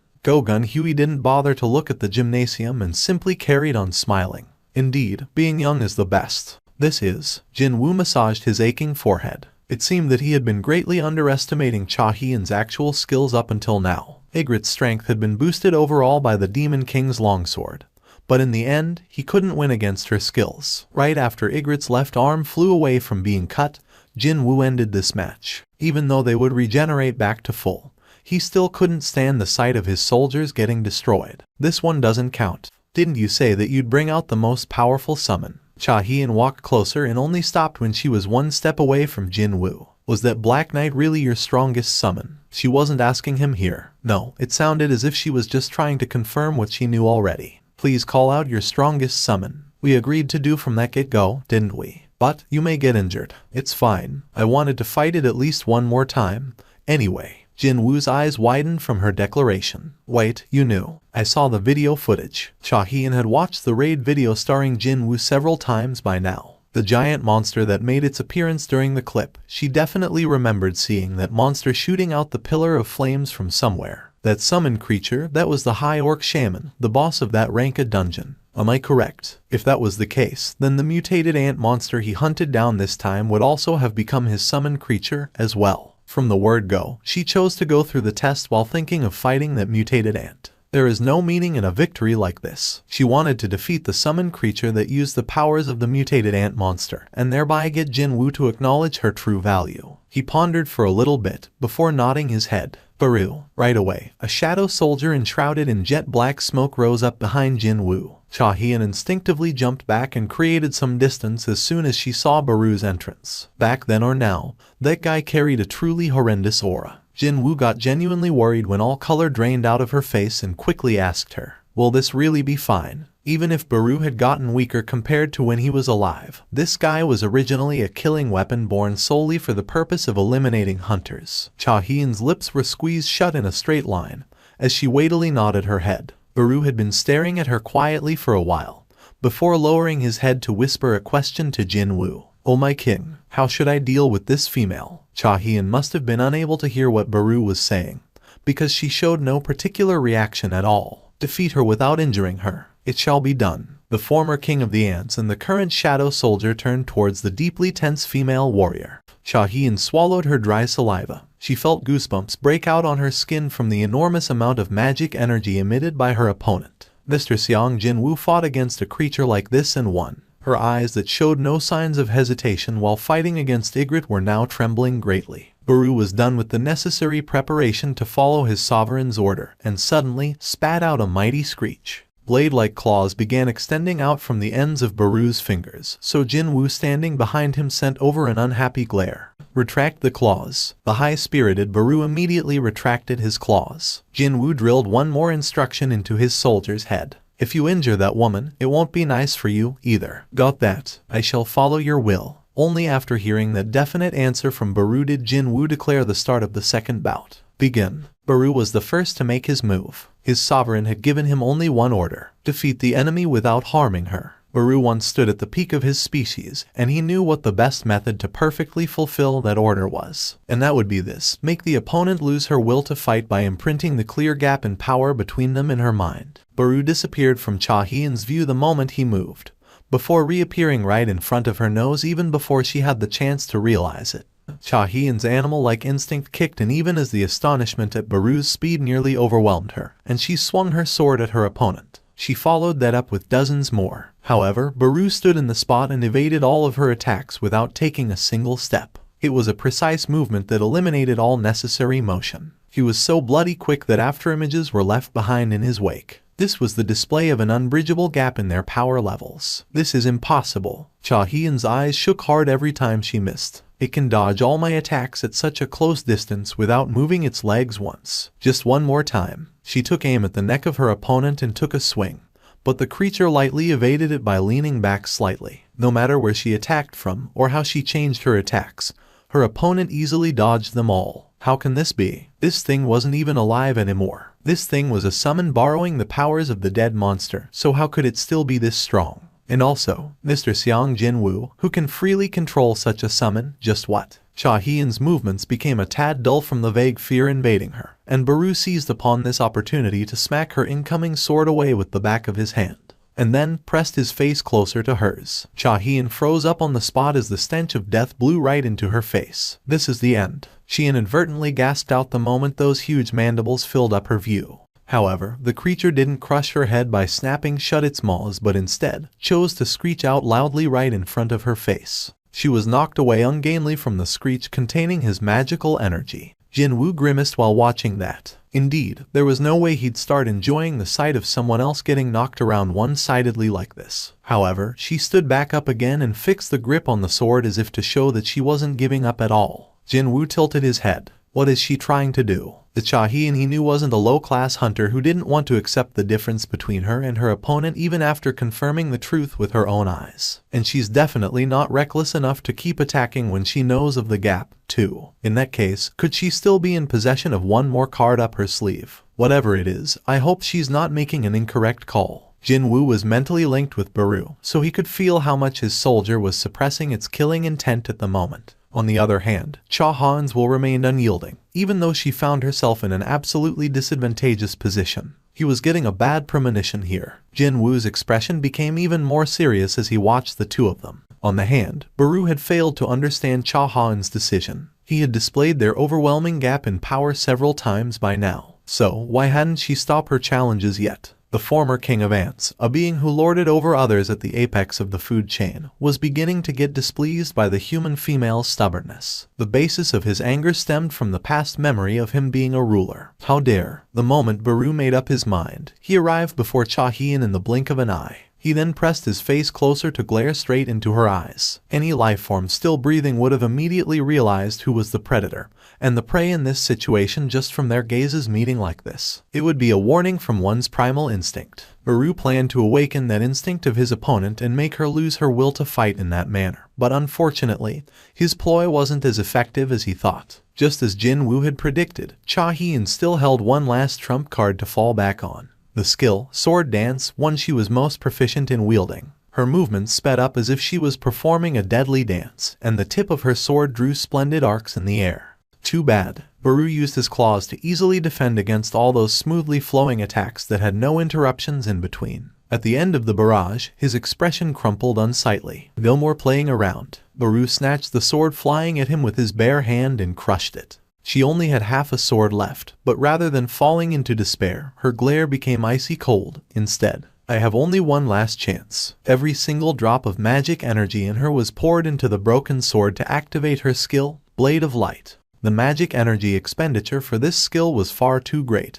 and she could only use it as the final hurrah. And for the first time during this fight, she revealed it in its full glory. The Blade of Light shone brilliantly. Baru had lowered his guard for a moment after breaking her sword, and she used that opening to jump into his front and stab the Blade of Light forward. Jinwoo's eyes widened. Of course, he wasn't worried about Baru. Utterly disregarding his worries, the blade glowing in golden light pierced deeply into Baru's tummy. In that brief moment, Baru's mind spun quickly. This woman is an enemy. It'd not be a problem for him to die. However, if he fell here, then this woman's sword would point towards his sovereign next. It was then an instinct buried deep within all Shadow Soldier's psyche, one designed to activate in times of great distress and override everything else, wiggled back into life. Protect the sovereign. In that moment, inside of Baru's head blanked out into a reset state, and the order Jinwoo gave him, defeat the enemy without harming her, was wiped away completely. Baru transformed into a terrifying monster in order to protect Jinwoo. His body ballooned up to giant proportions. His mandibles split wide open as if he was getting ready to chew on steel, and finally,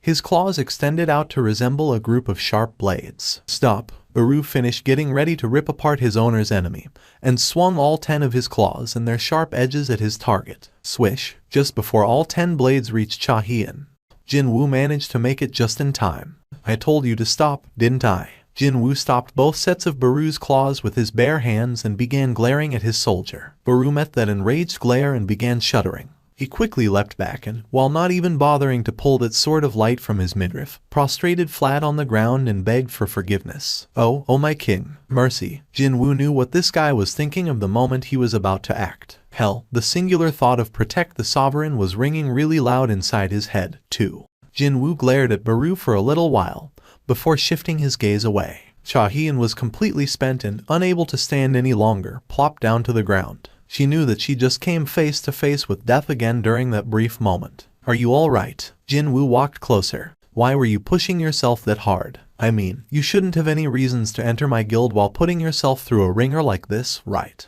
Indeed, this was supposed to be a simple test. More than that, this was a test he cooked up to reject her tactfully. But, to think, she'd be this obsessed about winning, even to the extent of using such a dangerous skill, too. This couldn't be chalked up to her desire to win at all costs. That was why. Could it be? Jinwoo cautiously asked her, so as to not damage her ego. Are you perhaps interested in me? Excuse me. Ahjin got flustered and formed a dazed expression of someone getting hit in the back of her head. Jinwoo tilted his head. That wasn't it, either. But then, Ahjin carefully reorganized her thoughts and corrected her answer. Yes, I think so.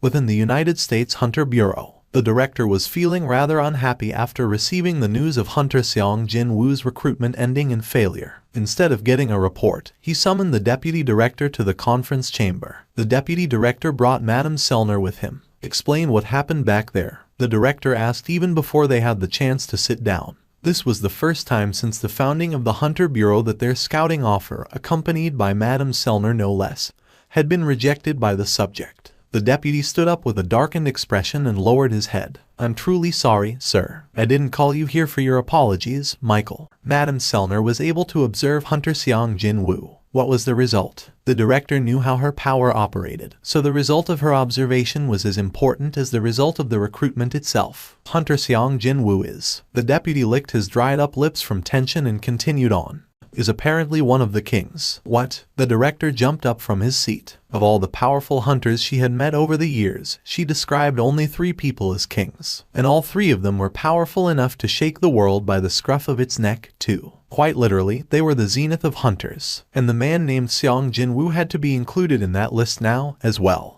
Does that mean Hunter Seong Jinwoo possesses the level of power equal to other special authority rank hunters? Strangely enough, she promptly shook her head. Excuse me. Frowns formed on the director's forehead. The deputy could amply understand how his boss must be feeling right about now. He, too, had displayed a similar reaction back when he heard the exact same answer, after all. Madame Selner let out a long sigh. Looks like I'll have to explain myself a little. Her talk began from those words. First of all, by staring into the eyes of the awakened, Madame Selner could sense the passageway connecting said awakened to the other side. However, she said that there were certain awakened who were receiving so much incredible power from the other side that it ends up resembling a blinding flood of light. Instead, these were precisely the kings she talked about. So, what is different about Hunter Xiang Jinwoo, then? He doesn't have a passageway. Madame shivered in fear again. When I looked into his eyes, the darkness within him was staring back at me. Oh my God, he was the darkness itself. The deputy director refuted this immediately. But he has helped out a lot of people during his tenure as a hunter, and I can't see him as someone as evil as you describe him to be. If Hunter Xiang Jinwoo was indeed a vicious, evil individual, he'd have immediately killed the two agents who pointed guns at him where they stood.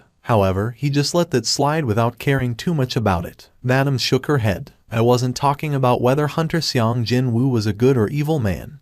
Deputy Director. The light shining in her eyes was determined. No, I'm talking about the origin of his power. The director had been listening to her with his hands pressed below his chin until then, but he finally raised his voice. There's no mistaking that he's a powerful hunter, yes. Madame nodded her head. Hunter Xiang Jinwoo, he's not borrowing someone else's power. He only relies on the power residing within him, so he's not restricted by the passageway. Which means, there's no limit to his power. The deputy director muttered absently before breaking into an abrupt shudder. He couldn't even begin to imagine how absurd the level of power gushing out without any limit could potentially be. The director fell into a deep thought after he heard both of his guests, and a short while later he nodded his head, evidently having made his mind up over something. Madam, thank you for your hard work. After seeing Madame Selner off, the director headed down to the underground floors of the Hunter Bureau with his deputy in tow. Director, where are we going? 9th basement floor. Isn't that where we store old records? We have something else secured there besides the records. The director watched as the number on the elevator's display panel steadily decreased and continued on.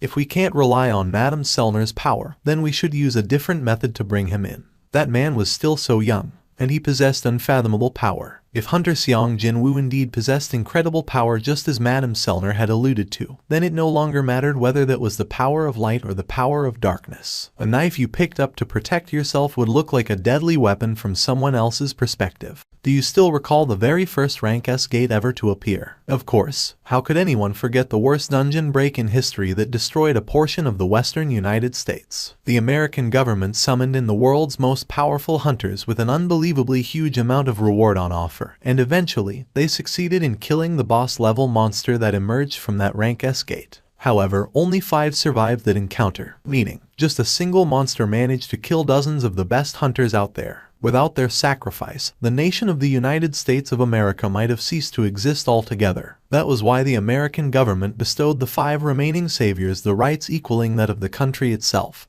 And that's where the term special authority rank originated from. The director mouthed the name of the monster that brought upon one of the worst tragedies in the history of mankind. Kamish the dragon. Didn't the mage-type hunters say that Kamish meant an undying flame? They entered the deepest room on the floor, and the director opened the safe found in there. And that's when a single rune stone, under a heavy guard and being monitored constantly, revealed itself. The deputy director flinched in surprise. In that case, could that thing be? Your guess is correct. The director placed his hand on top of the reinforced glass shielding the rune stone and formed a smile. This rune stone came out from that Kamish's corpse. 2 of the special authority rank hunters settled down in the US after the end of the Kamish raid. In a way, they were the gifts that Kamish managed to deliver to the US. To avoid another calamity like this, the Americans established the Hunter Bureau and focused all their might on improving the strengths of the hunters. Around 8 years passed by since then. Simply because no mage-type hunters were among the surviving special authority rank hunters, Kamish's rune stone was tucked away in this cold underground storage beneath the Hunter Bureau,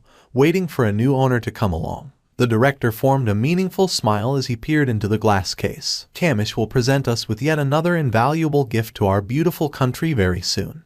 Hyungnim, I heard that it might be difficult for us to get the permit for the gate that appeared yesterday. The first thing that the chairman of the Night Order Guild, Park Jong-soo, did after arriving for work was to harden his expression. What was that? The vice chair Jeong Yun-ti hurriedly explained himself. The result from the association folks measuring that thing apparently came out higher than they expected. What? It's a rank S? No, not that. They say it's a rank A, but right at the top of the scale. Gimme a freaking break, man. Really now, if it was a rank S gate, then they could have given up on it without hesitation. The Night Order Guild didn't have a single rank S hunter in their midst, so it wouldn't make much sense for them to attempt clearing a rank S gate, after all. If we don't get involved, then the folks from the Shining Star would definitely show up. The Shining Star Guild from the district of Hanam. Fine blood vessels bulged within Park Jong-soo's eyes when he heard that name. You want to gift the big gate hovering right in front of our house to the hands of Ma Dong-wook. No, I'm just saying, Hyung-nim. I won't let that happen, even over my dead body. If I think about it objectively, then I should give up on this one. But then again, he should consider the fate of the Night Order as good as finished if the story of them giving up on a rank A gate gets around. Just which newbie would want to join a guild that didn't have a single rank S hunter and couldn't even deal with a rank A gate? In that case, Hyung-nim, how about forming an alliance with another guild? Park Jong-soo shook his head. Who'd want to form an alliance with us when they already know we can't go at it alone and need help? If allying with another guild is a problem, then how about working with a freelancer? The two men's heads snapped in unison towards the direction of the woman's voice, coming from their side. It was from the rank A healer charged with mending the elite raid team, Jeong Yi-rim. The healer was given a lot of say in the matters of a raid, and if that healer just so happened to be a rank A possessing various skills, then there was no need to even mention that. However, as the fate of the Night Order Guild was hanging in the balance here, Park Jong-soo couldn't easily hide his troubled expression. We want to go inside the hardest rank A gate, so how could a single freelancer help? But then, Park Jong-soo stopped his words right there. Because he just remembered a certain someone in the middle of his own speech. A man capable of sweeping away rank S monsters all alone, never mind rank S. Unable to suppress his excitement anymore, Park Jong-soo shot up from his seat. If Mr. Seong Jinwoo joins us, then. That man easily brushed off a monster that the combined might of the Korean rank S hunters couldn't do anything about. If he chose to participate, then the safety of the raid team members was as good as 100% guaranteed. What is Seong Jinwoo Hunter Nim doing right now? Both Jeong Yi-rim, who originally came up with the idea, and Jeong Yun-ti quietly listening from the side, shook their heads. Since he cleared the gate appearing in the middle of the road not too long ago, he's gone pretty quiet nowadays. Jeong Yun-ti recalled seeing Seong Jinwoo on one of the TV news broadcasts recently, and pulled his phone out. Should I find out the contact number for Seong Jinwoo Hunter Nim, Hyung Nim? No, don't bother. Put your phone down. Hey, do you think you should try to solve something this important over a phone call? No, we gotta meet up with him and discuss it face to face. Let's go up north. That evening, Cha-hyun was lying on her bed with sheets pulled right up over her head, but she was writhing around in great distress at the moment. Why did I go and say, I think so? Just why? Wasn't that the exact same thing as confessing? She wildly kicked the sheets away, and finally stopped moving only after a thought popped up into her head out of the blue. Then, how was she to decipher Mr. Seong Jinwoo's reply? Then, she wanted to quickly escape from that situation and told him that she'd think about it before leaving in a hurry. But simply from recalling that moment caused such distress that her thought process ground to a complete halt almost immediately. Her face blushed from the memories she remembered yet again. Back when she looked into the maddened eyes of the enlarged summoned creature, she predicted her unavoidable death. She felt absolute terror. This was the fate of the prey. Cha-hyun even squeezed her eyes shut as 10 claws descended upon her from both sides. But, then, she felt the warmth coming from her back. At the same time, a familiar scent gently wrapped all around her. Cha-hyun cautiously opened her eyes and looked behind her. And she found Jinwoo standing there, busy glaring with angry eyes at the summoned creature while stopping the claws with his bare hands. It was true that her heart skipped a beat in that moment. But then, wasn't it patently unfair to ask a question like that in that sort of a situation? No, wait. Cha-hyun shook her head hard as if to shake off all the distracting thoughts. Even if he asked her like that, she shouldn't have answered him truthfully. He might start seeing me as a strange person. After all, even though she knew she shouldn't, her lips parted on their own. Maybe because her mind felt more relaxed when she was around Hunter Seong Jinwoo, she ended up revealing a side to him that she always kept hidden. It was as if she wasn't herself anymore. As if I wasn't myself. Those words sounded rather familiar for some reason. Where could it have been from? She could vaguely remember hearing a similar expression from somewhere. It was then, a piece of memory once erased from her mind brushed past her brain.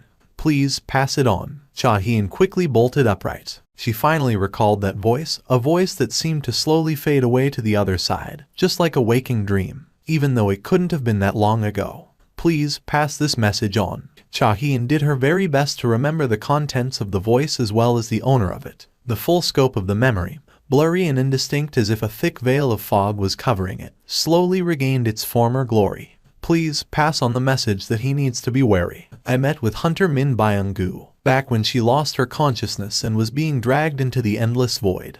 Hunter Min Byung-gu appeared out of nowhere and pulled her back by her wrist. She felt momentarily displeased from her peaceful rest being interrupted back then. She remembered being puzzled by the black armor covering the entirety of Hunter Min Byung-gu. Only his face was visible outwardly. Even that face seemed quite sad for some reason, which was unlike his usual self. As the memories of those moments slowly crept back into her mind, Cha-hyeon felt a chill run down her spine. Hunter Min Byung-gu spoke to her, his expression barely holding back his tears. Please pass on the message that he needs to be wary of the power he possesses. After ending the shower, Jinwoo stood before the bathroom window.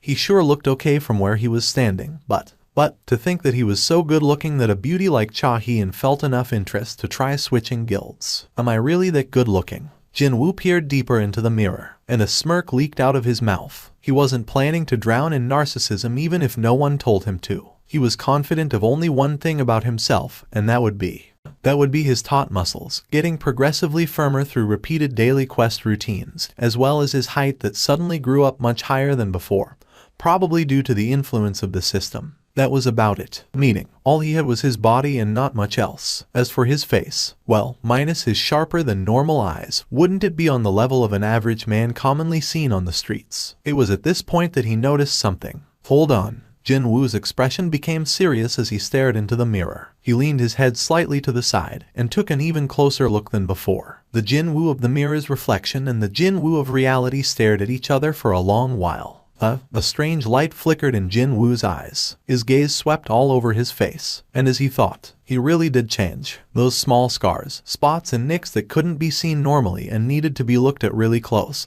had all disappeared from his face even before he had time to notice it. Is this because of the will to recover buff? Hey, sis, how do I look to you? What do you mean? Like, my appeal as a man? Jinna furrowed her brows. And where did you find your baseless confidence from? Because you're still the same stay-at-home oppa in my eyes, you know. Alright, thanks for that. Jinwoo grinned and pinched her cheek lightly, and she too threw a rather sharp kick to his shin as a retaliation. Of course, the one jumping around in pain was Jinna. You forgot what kind of a person your oppa was. Can you even study properly with that head of yours? What was that? Jinna pouted and narrowed her eyes at him. I was ranked first place in the mock test in the entire school, I'll have you know. Jinwoo really enjoyed his sister's reaction and had a hard time swallowing back his laughter. One of the best things about having your family around was that, even if you changed, they still treated you the same with exactly the same attitude as before. Jinwoo used the towel to rub his wet hair and walked past Jinna. Work hard. You too, oppa. Just before he slipped into his room, though, he remembered something and looked behind him. All right, I'm thinking of creating a guild soon. Oh, Jinna's expression brightly and her eyes sparkled brilliantly as well. Appa, are you going to be called a chairman from now on, too? If it all works out, what's the name of the guild? That's what I wanted to hear your opinion on. Oh, what is it? What is it? Jinwoo cautiously asked his little sister, busy looking at him with eyes full of expectations. What do you think of solo play guild? The answer sounded the same, but its nuance was rather a lot different than the one that came before. If she was kidding around just now, then she was dead serious this time. What's wrong? You think it's weird? Appa, why are you naming your guild like that? Because I like moving around solo. It does sound like you, but still, isn't it a bit strange to name your guild like that? Why? Isn't your ability summoning out those black armored soldiers? Yeah, so, if you get technical about it, you aren't fighting alone, right? Now that he heard her opinion, that made some sense. Jinwoo nodded his head. I may think of it as just another one of my skills, but it won't look that way to other people, is that it? Indeed, she had a point there. This guild might end up accompanying him for the rest of his life, so he wanted to give it a name that best represented who he was. And that's why he went with solo play, but now, if the true meaning doesn't come across all that well, it'll be useless. What could be another term that could describe him the best? Jinwoo asked his sister's opinion again. How about Ahjin Guild? Ahjin? Jinna mouthed the name for a bit, before asking him back with a smile. I kinda like it, 'cause it sounds like my name but flipped around. But, what does it even mean? Only he could tread on this road. And it was a name he wanted to give to the guild that would grow alongside him. Oh, Jinna came up with the best praise she could think of. You know, that doesn't sound bad at all. Next day, Jinwoo went to the office armed with the new guild name. Hey, it's about the guild's name. Yu Jinho had been in the office since early morning, working. When he heard the new name from Jinwoo, a brilliant smile formed on his face. That is an excellent name, Hyung Nim. Didn't they say that a swan floating elegantly on water was kicking furiously under the surface? Yu Jinho had been feeling as desperate as that old saying. Whatever it is, everything will be fine as long as it's not solo play. He imagined it so many times already. And that would be him introducing himself as hello, I'm Yu Jinho, vice chairman of the Solo Play Guild. That seriously tormented him. He couldn't be sure of why, but a corner of his heart ached every time he imagined himself saying those words. However, how could he dare to rebel against a name that Hyung Nim had worked so hard to come up with? He resigned himself to that fate, but then, a heaven-sent opportunity came knocking in his way. Hyung Nim, let's go with that as our guild's name. Jinwoo made his decision after receiving his partner's genuine consent this time. Okay, so we decided on the guild's name, finally. Yu Jinho began crying out in elation inwardly after hearing Jinwoo make that declaration. Meanwhile, the latter rubbed his chin and muttered out, the remaining issue is the last founding member slot, isn't it? Oh, that. Hyung Nim. Yeah, what happened to Cha Hee and Hunter Nim yesterday? I don't think it'll work out with Hunter Cha. She's not exactly who I've been looking for. Hyuk. Yu Jinho hastily swallowed a shocked gasp. He expected his Hyung Nim to hold a high standard. But to think that he'd not be satisfied with a hunter on Cha Hee-in's level. Hunter Cha Hee-in was a rank S, she was still very young. Her records were excellent, and to top them all off, she was beautiful as well. No matter from which angle, she was pretty much perfect. At least, from the perspective of an average Joe, that was. However, would the word average even apply to his Hyung Nim? But I don't think anyone will be better than Hunter Cha Hee-in among the rest of the applicants, though. Excuse me, Hyung Nim. What kind of a person are you looking for, anyway? Someone with a hunter license who doesn't care much about the guild's activity but we can still place our trust in. Yu Jinho thought up of a person meeting the criteria perfectly right away. Isn't that? It was then. Knock, knock. Someone knocked on the office's entrance. Park Jong-soo recognized Jinwoo first and formed a bright smile. And Park Jong-soo, the master of the Night Order. Jinwoo nodded his head in acceptance. Indeed, he thought he had seen this man's face from somewhere before. Even if he wasn't all that interested, he'd still recognize a master of one of the 5 major guilds in South Korea. By the way, what brings the representatives from the Night Order to Seoul like this, if I may ask? Park Jong-soo picked one out of the many online news articles and then played the video clip embedded in it. Hey, look at that. Over there. Are you filming this? Wow, how is that even possible? How can a gate be that huge? The video footage, obviously taken by a civilian, contained the crowd's scared voices as its BGM. But that was understandable. The gate in the video was just nonsensically too large. It was taller than a 10-story building, even. This particular gate was so big that it managed to terrify even those citizens who were now pretty much numbed by the smaller gates popping up almost everywhere without warning these days. The size of a gate and its ranking don't always line up, but Park Jong-soo ended the video playback and further explained himself. As befitting its nonsensical size, it's also apparently busy dumping out a massive amount of magic energy as well. Jinwoo's eyes began gleaming from this rather interesting piece of news. Is it a rank S? We've been told that it hasn't reached the rank of unable to measure, but just below the threshold, apparently. It's supposed to be the largest gate to ever appear in Busan. Meaning, although it was nominally a rank A, it was far closer to being a rank S instead. If that's the case, I can expect a fair bit of experience points, can't I? In contrary to Jinwoo's heart quietly gearing up to pump even faster, Park Jong-soo's voice sounded quite bitter as he carried on. As you can see from those headlines, the association doesn't want to issue us the raid permit. Is it because it'll be too dangerous? Our guild lacks a rank S hunter, as you might have heard.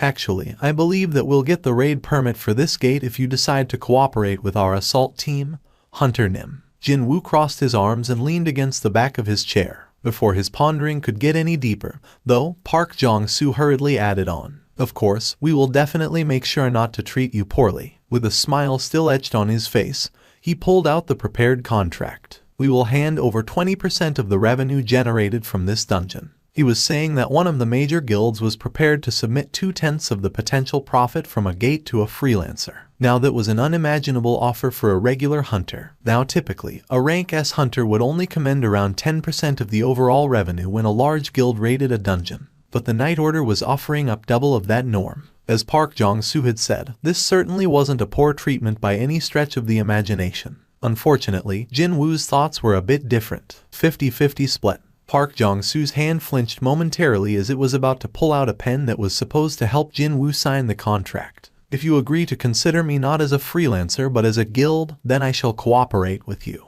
Jinwoo made sure that declaration was heard loud and clear. An earthquake erupted within Park Jong-soo's eyes at the suggestion of splitting the revenue in half. However, he didn't have any means to come out as strongly as Jinwoo here. It was not an exaggeration to say that the fate of his Night Order guild depended on this raid. Meanwhile, Jinwoo was inwardly clicking his tongue. I mean, 20% is just not on, don't you think so? He wasn't trying to exploit the urgent situation the Night Order guild found themselves in. But, when calculated from all possible angles, the most sensible ratio of splitting the loot was 50-50. Even if they are the elites of the Night Order, are they as good as my shadow soldiers? Either in number or even in quality, they were incomparable. Not only that, his side even included a rank S hunter, too. In that case, how about 40-60? Apologies, but I'm not trying to negotiate with the Night Order guild here. Park Jong-soo fell into deep thought. I thought things would work out easily enough because he's still young and looks friendly, but I see now that he is no pushover. But that made sense. He was someone that not even the combined might of South Korea's rank S hunters could defeat. After a lengthy bout of deep deliberation, Park Jong-soo cautiously raised his voice. Alright, we will accept. In return, Seong Jinwoo Hunter Nim, can you take on the boss monster by yourself? Park Jong-soo's expression became somber as he resolved himself to at least get this much out of the negotiation. The boss-level monsters were responsible for the majority of losses suffered in dungeons, and to minimize the potential losses to his raid team, Park Jong-soo made an aggressive move and asked Jinwoo to deal with the boss monster instead.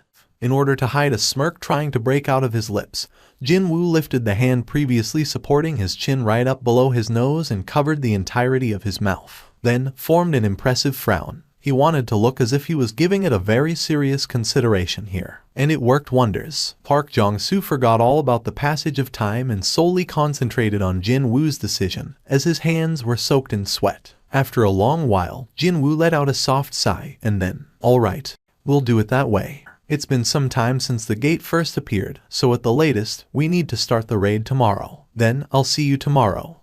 Park Jong-soo stopped packing his stuff and hurriedly made a suggestion. Instead of that, how about we travel south together in our car? Since they were going to meet again tomorrow anyway, wouldn't it be more efficient to move around together instead of making a promise like this? He sneaked a glance at the circular-shaped shadow crawling away on the floor and came up with a suitable excuse. I already made a prior arrangement for this evening, so it'll be difficult for me to go with you. But don't worry, I'll definitely make it in time. The shadow, it just moved. From that side to this side. Park Jong-soo froze up for a second, before he stood straight back up and glared at Jeong Yun-ti. Hey, Yun-ti, are you drunk right now? Sensing the atmosphere had suddenly gotten a bit chilly all of a sudden, Jeong Yun-ti forgot what he wanted to say and rubbed below his nose with his index finger. I had a couple of beer as an appetizer back in the motorway service station.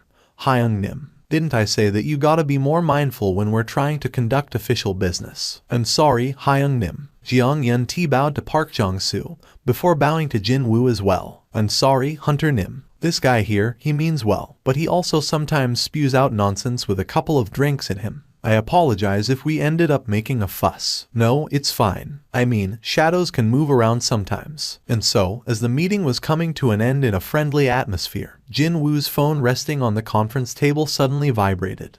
Who's this? He took a look at the caller, but he couldn't recognize the number. Excuse me, I'll have to answer this call. Yes. Jinwoo asked for his guest's understanding like a gentleman and made his exit from the conference suite. After making his way out of the conference suite, Jinwoo tapped on the answer icon. Then, a familiar voice came out of the phone's speaker. Son. After confirming who it was, Jinwoo felt rather relieved but at the same time, felt a bit rueful as well. Mom, did you buy a new phone? NG. I wanted to hear your voice as soon as I got it, so I called you abruptly like this. I hope that I didn't interrupt you while you were doing something important. Jinwoo glanced at the conference suite with two people from the Night Order Guild still inside and smirked slightly. Nah, it's fine, Mom. That's a relief. By the way, I don't know if I bought the right phone. I'm just not used to this sort of things. Did you go to the store alone? Why didn't you take Jinna along with you? She's busy with her studies, so I shouldn't disturb her. It'd been nice if mom thought of herself instead of her children every once in a while. Jinwoo ended the call with his mom and sighed softly under his breath. However, why did he feel a bit disappointed when he found out that the call was from his mom? What was I waiting for? Jinwoo smirked to himself and pocketed the phone, before raising his head up. Renewed vigor was gleaming brightly in his eyes. He was about to breathe in the dungeon air again tomorrow, all thanks to the nice guys of the Night Order coming to visit him like this. A rank A gate that's close to being a rank S, is it? It felt as if he hadn't cut loose and went all out in a long while now. Hadn't it been a week already since the end of the Jeju Island raid? Besides entering that rank B gate, he hadn't done anything worthy of mention lately. The cream of the Night Order's crop had gathered in one place. They were all in a buzz right now from anticipation and excitement. It couldn't be helped, though. They would probably have had to take a big gamble with their lives by going on this raid. And if it turned into a red gate, then avoiding a complete annihilation would have been impossible. But then, Hunter Seong Jinwoo agreed to join them on such a raid. I should have just brought him along with us yesterday. Park Jong-soo confirmed the time through his watch. It was 5 minutes before 11 in the morning. According to their schedule, the raid was supposed to get underway in 5 minutes. It was a little wonder that he was suffocating from anxiety, since the promised person hadn't shown up yet. Without him, this raid couldn't even get underway. The Hunters Association immediately issued the raid permit as soon as the Night Order let them know of Hunter Seong Jinwoo's participation. There are 3 minutes remaining. Park Jong-soo pulled his phone out of sheer anxiousness, but he pocketed it again after mustering up a superhuman level of patience. It'd be a bit rude to call someone who said he'd be here shortly about 10 minutes ago, now wouldn't it? However, he couldn't sense anyone possessing great aura approaching this location, nor did he receive the call from Jinwoo saying that he arrived at the vicinity. Park Jong-soo looked for something else to chew on instead of his innards, and eventually settled on a cigarette. Just where are you, Seong Jinwoo Hunter Naeum? Around the same time, Jinwoo was stepping outside his apartment. He was kitted out in easy-to-move clothing and a pair of sneakers. He looked at his watch, and it said 1 minute before 11 a.m. He raised his head up to see an overcast, gloomy sky. I wonder, did Jinna take an umbrella with her in the morning? Such thoughts only lasted for a short while. Okay, time to make my way there, then. Jinwoo pulled up the hood to hide his face as a smile crept up on his lips. First of all, he activated stealth, and then shadow exchange. He immediately swapped his position with the soldier currently in the shadow state. Meanwhile, somewhere in Jinna's high school, 3 male students and their faces were currently full of unhappiness at being asked to run an errand for their art teacher. Isn't this clearly exploitation of labor force? Yeah, I wonder about that myself. I mean, why are we doing something that guy was supposed to do it himself in the first place? The male students continued to complain bitterly as they unlatched the bulky lock of the second art classroom, currently serving as their school's storage unit. Look at all this dust. The thick coating of dust befitting a disused, forgotten storage greeted the trio of students. Several worn art supplies, pieces of paintings thrown away by their original owners, and plaster statues once used for sketch exercises lay discarded in this place. Hey, how many of these plaster statues were we supposed to take with us? There are 6 of them here, so it must be 6. Arg, come on. That means we have to come back here again. Why don't you carry 4 of them at the same time, then? The male students rolled their sleeves up in order to carry the plaster figures away. But then, the student picking up the dusty figure tucked away at the deepest corner ended up discovering something else. After hearing his surprised-sounding voice, his friends quickly walked over to take a look. Isn't this? There was a large hole in the wall. It was a gate about the size of an adult human. The biggest student among the trio smirked after taking a look at the gate. And here I was, wondering what was up. The male student pressed his hand on the surface of the gate and carried on. A closed gate like this one is safe. Only hunters can go inside, and the things inside can't come out, either. It was then.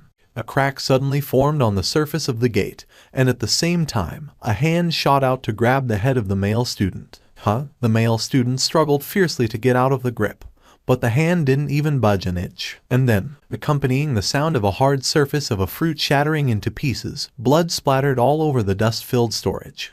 Jun Seok-ah. And, as the 2 blood-soaked male students screamed out, the black curtain covering up the entrance of the gate shattered like glass, and the monsters trapped inside began pouring out. Orcs were natural-born hunters. Their level of intelligence fell some way short of that of humans, but they easily exceeded humanity when it came to tracking and hunting prey weaker than they were. And now, the doorway had been shattered. The wall blocking the dungeon from the rest of the world was gone, and these hunters began pouring out from the gate. The orcs shoved away the annoying corpses of the high school boys and scanned their surroundings. Sniff, sniff. These hunters had been trapped inside the dark dungeon for the whole week, quietly waiting for this day. It was rather obvious that they would get excited from all the smell of blood and flesh coming from their surroundings. However, this group was merely advanced scouts. Even if their blood was boiling, they weren't supposed to act as they pleased. Dozens of their brethren were waiting impatiently for their reports just beyond the roundish doorway. These orcs looked around and spotted straight walls with many doors and windows. The orc in charge of the advanced scouts immediately realized that they were standing inside a complicated artificial structure like a castle. Its nostrils twitched. There were two choices here to make. 1. Leave this castle and kill every prey they could find with utter impunity. Or, kill every human found within this castle and turn it into a fortress, and then commence with their hunting in earnest. There was no need to even consider which one was the safer choice. The leader orc ordered its underling, "Summon our brothers. First, we cleanse this place completely."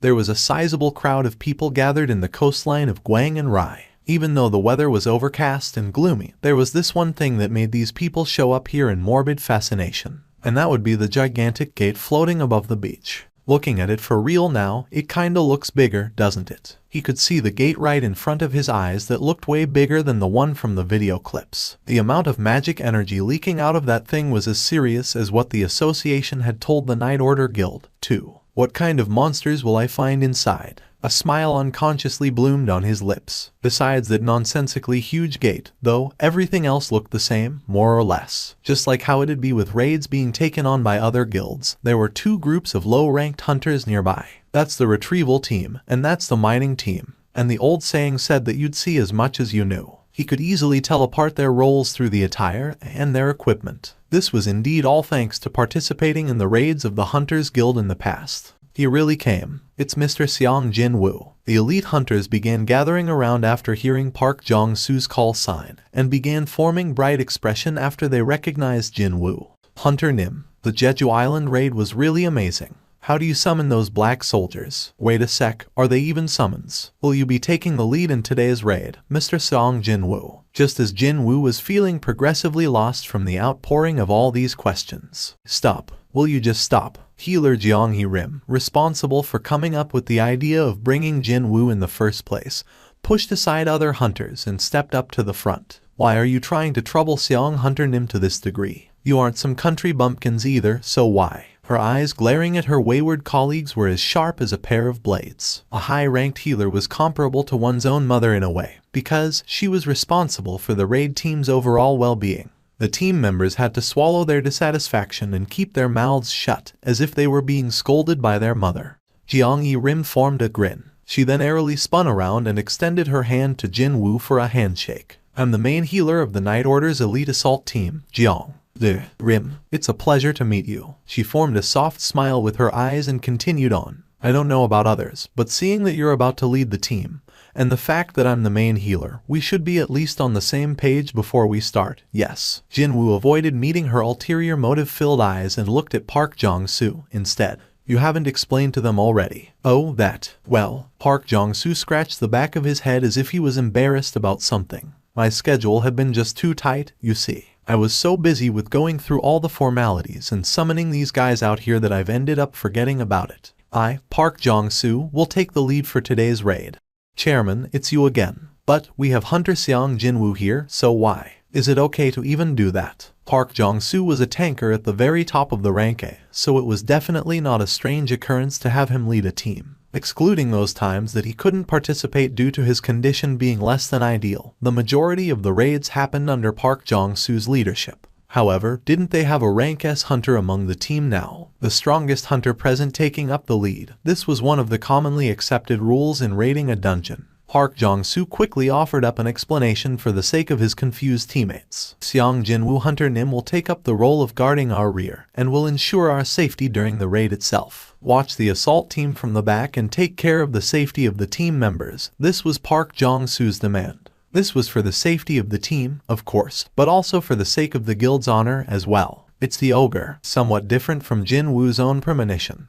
The assault team was greeted by huge trouble from the entrance, instead. It's the twin-head ogre. Everyone, be careful. A monster that would typically appear as a boss in other high-ranked dungeons was standing in the entrance, its bloodshot eyes glaring at the hunters. A twin-head ogre was about twice the size of a regular ogre, but it was difficult to quantify how many times greater the creature's powers were. If it were any other regular assault team that had to face off against a twin-head ogre in a dungeon, they would have been utterly frightened out of their senses and have tried to escape right away. But, let's go. It was a different story with the elites of the Night Order. Park Jong-soo the tanker raised his shield up and rushed towards the ogre. Slam! The impact force actually shook the interior of the dungeon. However, Park Jong-soo activated his skill in time to balloon up his muscle mass and managed to endure against the incredible physical strength of the twin-head ogre without being brought down to his knees. Hyung-nim, I'm fine. Then, I'm coming, too. The sub-tanker, Jeong Yun-ti, stood next to Park Jong-soo, succeeding in his mission to get the ogre's attention locked firmly onto himself. Park Jong-soo yelled out loudly, veins in his neck standing up. Attack. With that, the counter-offensive of the Night Order commenced. Arrows, magic spells, swords, and spears rained down on the twin-head ogre. The twin-head ogre became agitated and began rampaging around. However, Park Jong-soo didn't give the monster a chance to divert its attention elsewhere. Meanwhile, Jeong Yun-ti quickly ran over and defended the others whenever they were targeted by the ogre. Just now, Jeong Yun-ti defended against the ogre's kick and was shoved back greatly as 2 lions were gouged on the ground by his feet. Thanks to him, though, other hunters suffered almost no damage at all. The body of the ogre was gradually shaved away due to the combined attacks of the damage dealers. It was a spectacular teamwork. From this spectacle alone, Jinwoo could now understand why the Night Order Guild managed to lock down on the position of Yeongnam District's #1 for such a long time. Eventually, the ogre fell backwards, bubbles foaming in its mouths. Thud! It was the moment when a boss-level monster fell without injuring a single person. A perfect victory, in other words. We'll stay here for a bit longer to recheck our equipment before advancing forward. Ah, okay, please do. Jinwoo nodded his head. While he only needed to drink potions to refill his magic energy or stamina, other hunters clearly suffered from a physical limit to their magical energy reserve or fatigue. It seems likely that this raid won't be easy, unfortunately. To think, we'd end up running into a twin-head ogre right from the start. He rubbed his chin before turning to look at Jinwoo with a grin. Do you know what the nickname of a twin-head ogre is, by any chance? Jinwoo shook his head, and the older man replied as if he expected that answer. It's the Gravekeeper. Did that nickname come about because it was such a powerful monster that killed a lot of people? However, Park Jong-soo's explanation was far off Jinwoo's estimations. The thing is, the older man cast his gaze deeper into the cavern's interior. An ominous aura seemed to be oozing out from the other side of the cavern, still enshrouded in darkness, at least in his eyes. When you meet one as the boss of a dungeon, it's fine. But when you run into one right at the beginning, then well, you'll find that this dungeon. Park Jong-soo sounded worried as he finished his sentence. This dungeon is full of undead monsters. An urgent call came through to the Hunters Association emergency hotline. The caller's voice belonged to a young teenage girl. Is this the association? The call center employee heard the scared sobbing coming from the other side of the line as soon as the call got connected, and realized something was wrong. Yes, it is. Please speak. I'm in, my school. But there are monsters outside. Outside? Where are you making this call from? I'm hiding. I was with my friend, but my friend, I'm in the bathroom. Her sobbing meant that her words were constantly being cut off and it was hard to carry on a conversation. However, the call center employee was experienced enough to piece together those stuttering words and figured out what this girl was trying to say. Immediately, an urgent message was sent to the association's main building. How many monsters are there? Are they any near you right now? I don't know. I really don't know. I hear screams. Sob. I can hear so many screams. Am I going to die? Please calm down and listen to my voice. This employee knew very well from his extensive experience about how weak-kneed humans could get when faced with life-threatening situations.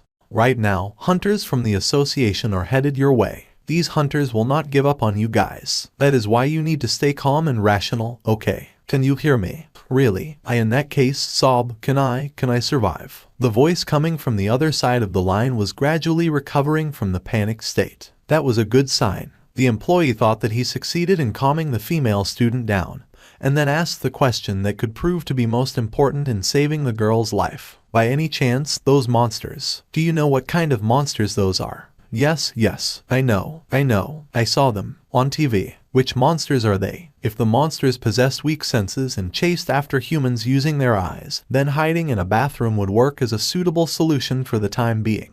The employee prayed that such monsters had invaded the school instead. They have human bodies, but they have ugly faces. And their skin is green. Can it be? The eyes of the employee grew wider and wider. Orcs? Are they orcs? Yes, I think it was what they were called. Orcs? And no, this can't be. The employee shot up from his seat before he realized it and cried out, "You need to run away from there. Hurry, orcs can." It was then, despite the employee's earnest prayer, he could hear the sound of the bathroom door being destroyed, followed soon by a sorrowful scream. The night order's raid was trucking along quite smoothly. As a matter of fact, things were working out so well that the hunters felt the whole thing was strangely too easy. For instance, they encountered yet another monster, but a rotting creature the size of a house tried to escape from the assault team, only to get ensnared by the restriction magic spell cast by the mage-type hunter, and soon it too met with a grisly end. And when the exact same thing repeated itself over and over again, the hunters were getting progressively more puzzled.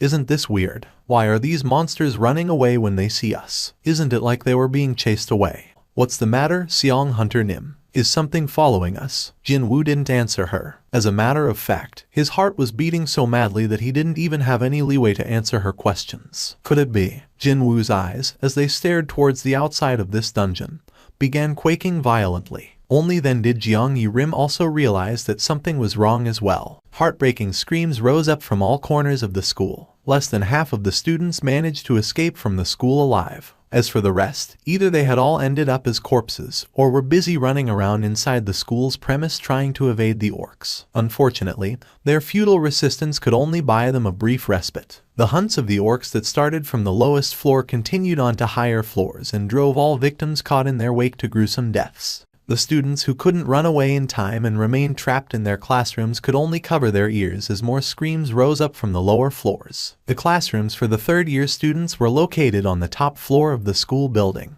Jinwoo was also among those third-year students who couldn't run away in time. The doorway shoddily blocked up with junk was the only thing that could defend them against the marauding orc horde. FCKME. The male students grabbed onto chairs and mops or whatever that could serve as weapons with their trembling hands. But none of them helped to instill a sense of confidence in the scared students. No, all they could do was to wait and pray fervently for the hunters to show up before those orcs stepped foot inside their classroom. The bent classroom door was flung away. As the screams of the frightened students resounded out, 2 orcs covered in the blood of the countless number of people they had murdered stepped into the classroom. A male student holding a mop near the door threw away his makeshift weapon and ran to the back entrance, before yanking it open. However, another orc was lying in wait there, and it slammed an axe down on the forehead of this fleeing male student. The male student fell powerlessly, the light of life leaving his eyes. Both entrances of the classroom were now blocked off by the orcs. The remaining students screamed out loudly and crowded against the windows, but they all knew that the results would largely end up the same regardless of whether they chose to jump out from a 6-story window or get caught by the orcs. Appa, finding herself stuck in the middle of the students fleeing towards the corners of the classroom as they tried to get away from the orcs, Jinwoo squeezed her eyes shut and called out to Jinwoo, her Appa, the rank S hunter. If she called out to him, it felt as if he'd show up here right away. Boss, there is a human with magic energy coming off. Kill that one first. Unlike regular humans, those that knew how to wield magic energy were dangerous opponents. Therefore, these orcs had to deal with a threat like that first. The orc, having received the boss's order, began scanning the students before eventually locking onto Jinwoo's location. The orc grabbed her wrist and dragged her out to the middle of the classroom. Is this female the one? It is, boss. The underling was right. Although faint, they could sense magic energy coming from somewhere on this girl. Whether that came from this female's abilities or some sort of a weapon she possessed, it didn't change the fact that she had to be eliminated first before everyone else. The boss raised its axe up. Jinwoo saw the axe rising up high above her head and eventually squeezed her eyes shut. The boss twitched its nose and swung the axe down with a disinterested face. But then this happened. A veil of black smoke suddenly exploded out from Jinwoo's shadow and took on a solid shape. Grab. The brows of the advanced scout's boss shot up high in surprise, because it just realized that a high orc wearing black armor suddenly appeared out of nowhere to grab onto its wrist. That was why.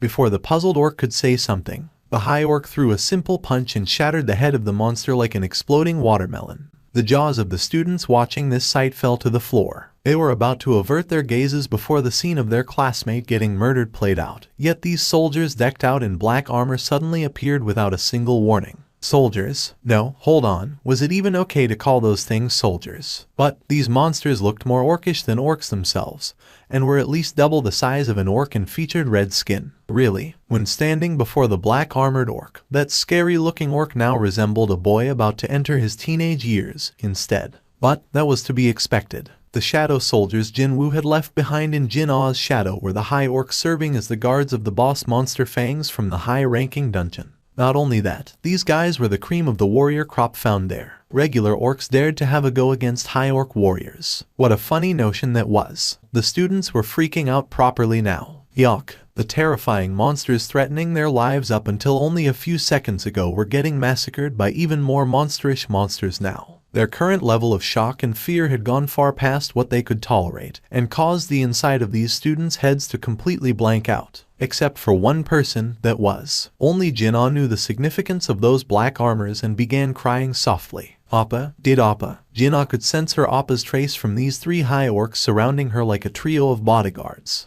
Did those monsters save us? Are we being protected? At the bare minimum, they felt sure of these black-armored orcs weren't going to harm them. Where is Appa? Is he here? Jinwoo tearfully asked for Jinwoo, but the high orc soldiers didn't reply back to her. Appa, instead, they lightly stopped her when she tried to go somewhere else. When Jinwoo cautiously looked up at the high orc, the creature silently shook its head. The top priority for these high orcs was to secure Jinwoo's safety. They couldn't let her roam around the building when it was packed full of enemies right now. And, sure enough, footsteps climbing up the stairs could be heard coming from outside the classroom. The attitude of Hunter Seong Jinwoo, who was practically a paragon of relaxation up until a few seconds ago, suddenly did a complete 180. Something urgent came up and I must leave now. Park Jong-soo's complexion darkened. Without your presence, Seong Hunter Nim, we could find ourselves in great danger. You know this too, don't you? Park Jong-soo did his best to dissuade Jinwoo in the most roundabout way he could think of. He was acutely aware that agitating Jinwoo was far more dangerous than attempting to clear this dungeon without the young rank S hunter's help. That was how badly contorted Jinwoo's current expression was. Let me call on a friend that you can place your trust in as much as you'd trust me. From here on, that friend will take care of everything. Park Jong-soo's ears perked up. Not just anyone, but another hunter whose ability was guaranteed by none other than Hunter Seong Jinwoo himself. Who could it be? Choi Jong-in? Or is it Cha Hyun? Now that Park Jong-soo thought about it, didn't he see a document containing Hunter Cha Hyun's profile in Jinwoo's office yesterday? If it's Cha Hunter Nim, then yeah, she'll be more than enough. Although it was regretful that he couldn't stop Jinwoo from leaving, but still, Park Jong-soo's expression got brighter at the prospect of the potential replacement. Jinwoo didn't waste time hesitating and summoned forth the most powerful soldier in his shadow army. Baru, the king of ants, its body shrouded in black mist, answered its master's call. Baru didn't bother to mask its overwhelmingly evil magic energy, and that freaked the hunters out so much that they had to retreat far away immediately. That absolutely horrendous amount of magic energy, and the exact same outer appearance as that thing. See, could that be? And no, but how come? These hunters immediately recognized the identity of Baru. Without a doubt, this was the very same mutated ant monster that toyed around with the Korean rank S hunters back inside Jeju Island's ant tunnel. With these high-ranked hunters recognizing Baru, it became more convenient for him now since he didn't need to explain himself any further. The whole of the country witnessed Baru's power, after all. From here onwards, this guy will sub for me. He ignored the panicking Park Jong-soo and gave a new order to Baru. Protect these humans. I shall follow. Baru made a short reply and raised its head. In that case, oh my king, what should I do about the existences besides these humans? Jinwoo shifted his gaze over to the deepest part of the dungeon for a second or two, before issuing one more order to Baru. Do whatever you wish. It was right then. Baru's repressed desire to kill morphed into an unbridled joy and spread all over its body. Baru stood back up and screeched out loudly, the entire cavern reverberating from that horrifying sound. Hunters began trembling from that screech, even though it wasn't even directed at them.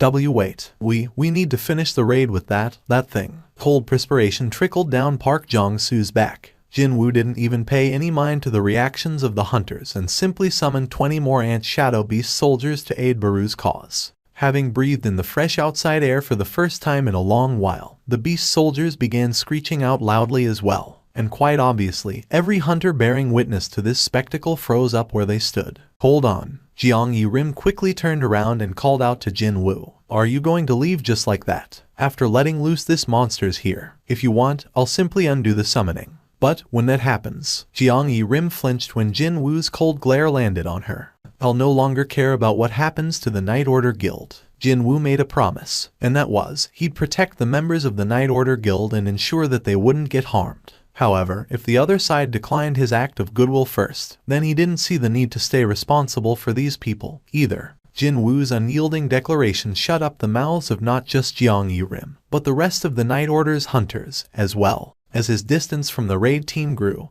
Jinwoo summoned up his skills window to confirm. Class specific, remaining before the skill can be used again. A minute. Jinwoo bit his lower lip. He needed to wait over an hour if he were to use the Shadow Exchange skill. The signals from his soldiers were still coming in, even right now. He was getting a really bad premonition here. I can't wait for another hour. He needed to exit from this dungeon first. Making up his mind thus, Jinwoo took another step.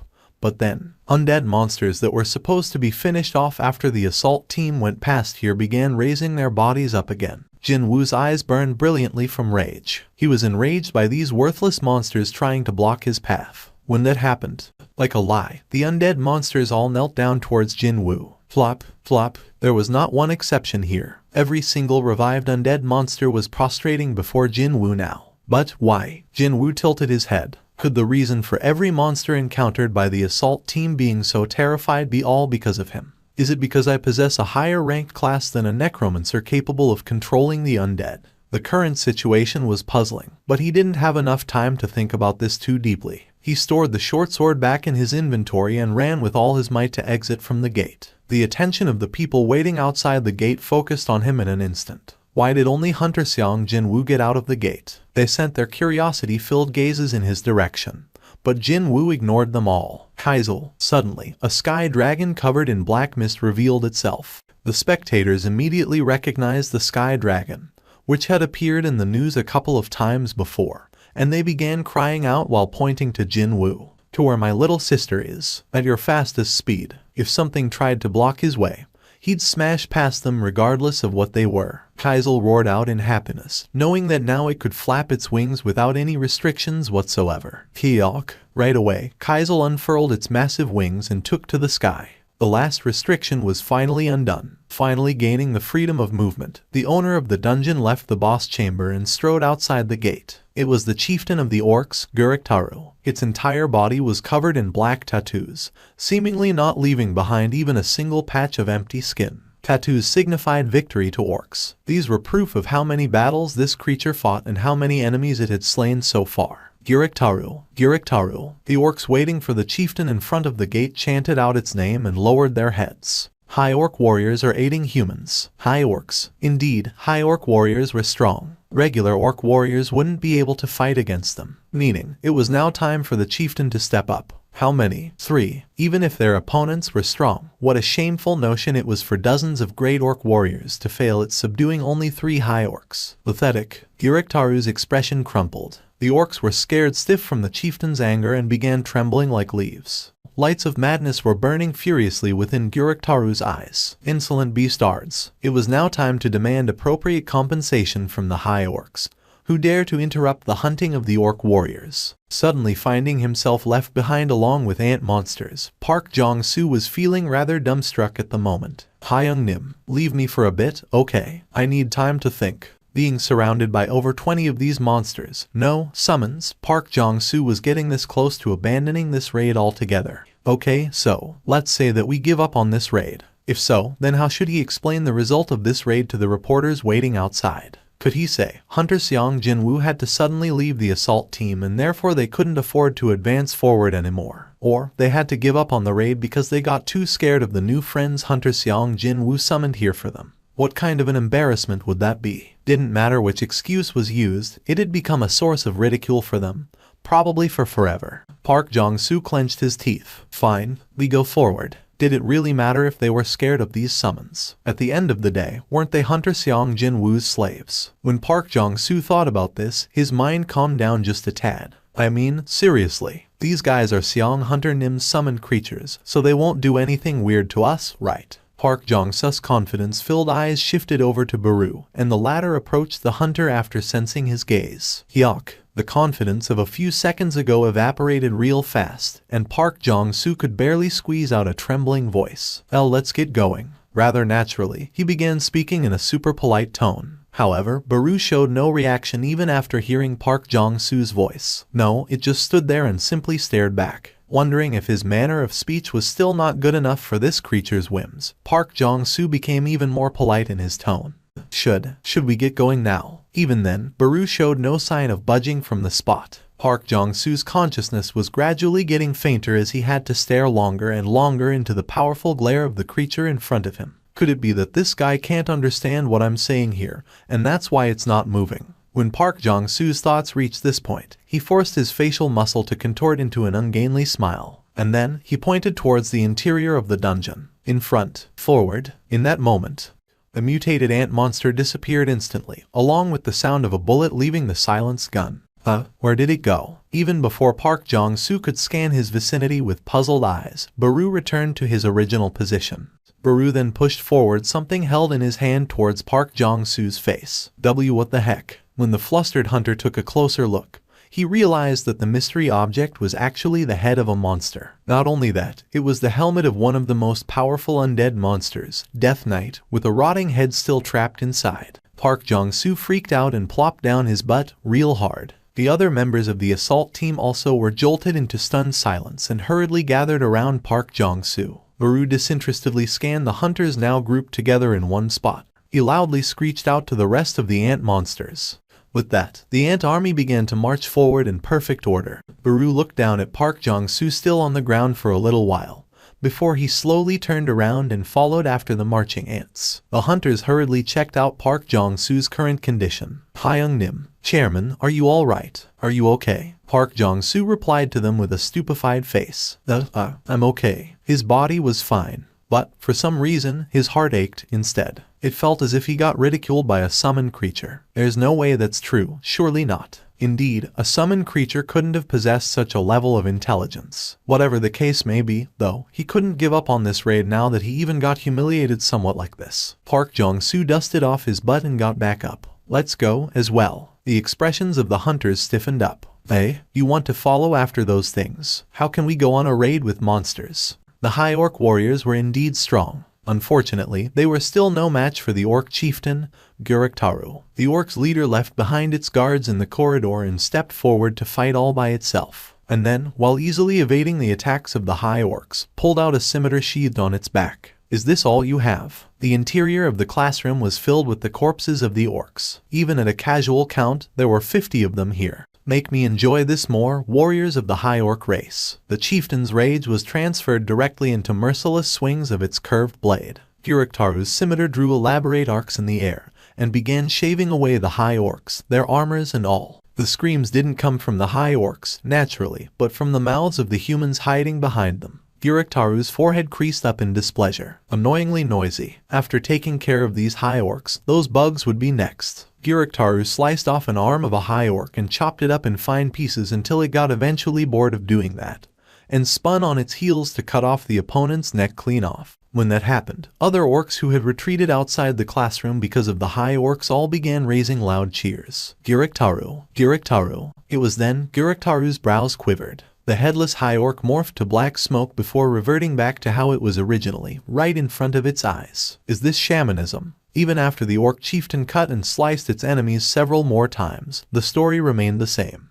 Gurektaru eventually became really frustrated and roared out. It had sliced and hacked these high orcs numerous times to death, yet they all reverted back to their original shapes again and again. It won't be hard killing them hundreds, thousands times. However, there would be no end in sight if that happened. Even right now, that DMN voice in its head was repeatedly ordering Gurektaru to kill humans. As a matter of fact, the orc was beginning to suffer from a migraine as the voice continuously rang inside its head. But that didn't mean it could ignore these high orcs and try to kill the humans, either. Time to finish this. Gyuriktaru rolled its brain into gear. If these high orcs were creations from some kind of sorcery, then without a doubt, there must be a shaman controlling them somewhere. Gyuriktaru had fought against many different kinds of sorcery in the past battles, and therefore, it subsequently knew how to end this dirty trick once and for all, as well. That human female, standing far behind these high orcs and holding her breath. Although faint, she was somehow connected to these high orcs. Gyuriktaru's eyes gleamed dangerously. So, is it you? The monster's target for its murderous rage was redirected to her. The moment Jinwoo met Gyuriktaru's gaze, her entire body shuddered uncontrollably. That human female definitely knew something. Gyuriktaru decided as so, and pointed at Jinwoo while glancing behind itself. Kill that human female. Even before its words were finished, the guards observing the fight from the back rushed forward to carry out Gyuriktaru's order. Then, the high orcs ignored Gyuriktaru in front of them to desperately block against the advancing guards. I thought as much. Indeed, the orc chieftain's guess was correct. By seizing the opening created from the high orcs being held up, Gyuriktaru stood before Jinwoo. So, it was you. The orc used the hand not holding the scimitar and grabbed Jinwoo's neck, before lifting her up. The female, with her airways squeezed tight, couldn't even scream properly. This caused Gyuriktaru to tilt its head. It was such a weak, slender neck that it'd get broken just from the monster squeezing a little harder than usual. But, how could such a weak human manage to complete a high-class sorcery that changed warriors into immortals? There was a simple way to find out. Kill her and I'll see. And, just as Gyuriktaru began squeezing the female's neck to snap it in half, from afar, the cry of a sky dragon resounded out. Right away, Gyuriktaru felt every hair on its body stand up. What is this? As time slowed down from the extreme tension it felt, the orc chieftain's instincts of a warrior, trained to their very limit, sent out countless warning bells. Gyuriktaru quickly discarded the human female, and with the movements akin to a wild animal, fled to the door of the classroom. Boom! A mighty, ear-splitting explosion occurred next, the shards of glass flying out like shrapnel. Meanwhile, orcs manning the doorways began hastily retreating away after the back of their chieftain suddenly appeared in front of their eyes. Gyuriktaru wordlessly glared forward, its breathing now becoming extremely cautious. It was picking up on an unusual and eerie vibe. It could see a human male it hadn't seen before standing on the spot where the human female was just now. Gyuriktaru shifted its gaze ever so slightly to the side. Its opposite corner was where the windows were. Nothing remained of the entirety of that wall as if it had been struck by a powerful siege weapon. Even with its excellent dynamic visual acuity, the orc chieftain still failed to follow that man's movements. Gyuriktaru could only swallow its saliva at the sudden entrance of a powerful opponent. The new enemy completely ignored the presence of the orc chieftain and its underlings, and simply proceeded to confirm the human female's condition. Gyuriktaru spoke to its enemy. I am Gyuriktaru, from the proud tribe of Red Blade. That was the warrior's introduction only granted to an opponent capable of reaping away the orc's life. Having completed its introduction, Gyuriktaru asked the human male, "And who are you?" Jinwoo raised his head and quietly spoke. "Shut your mouth and quietly wait for your turn over there." A human just used the language of the orcs. The orcs' surprise lasted only for a moment. Perhaps it was because of the power carried in that man's voice. None of the orcs, which included Gyuriktaru itself, could even dare to budge an inch from the spot. Jinwoo asked, his expression hard and unforgiving.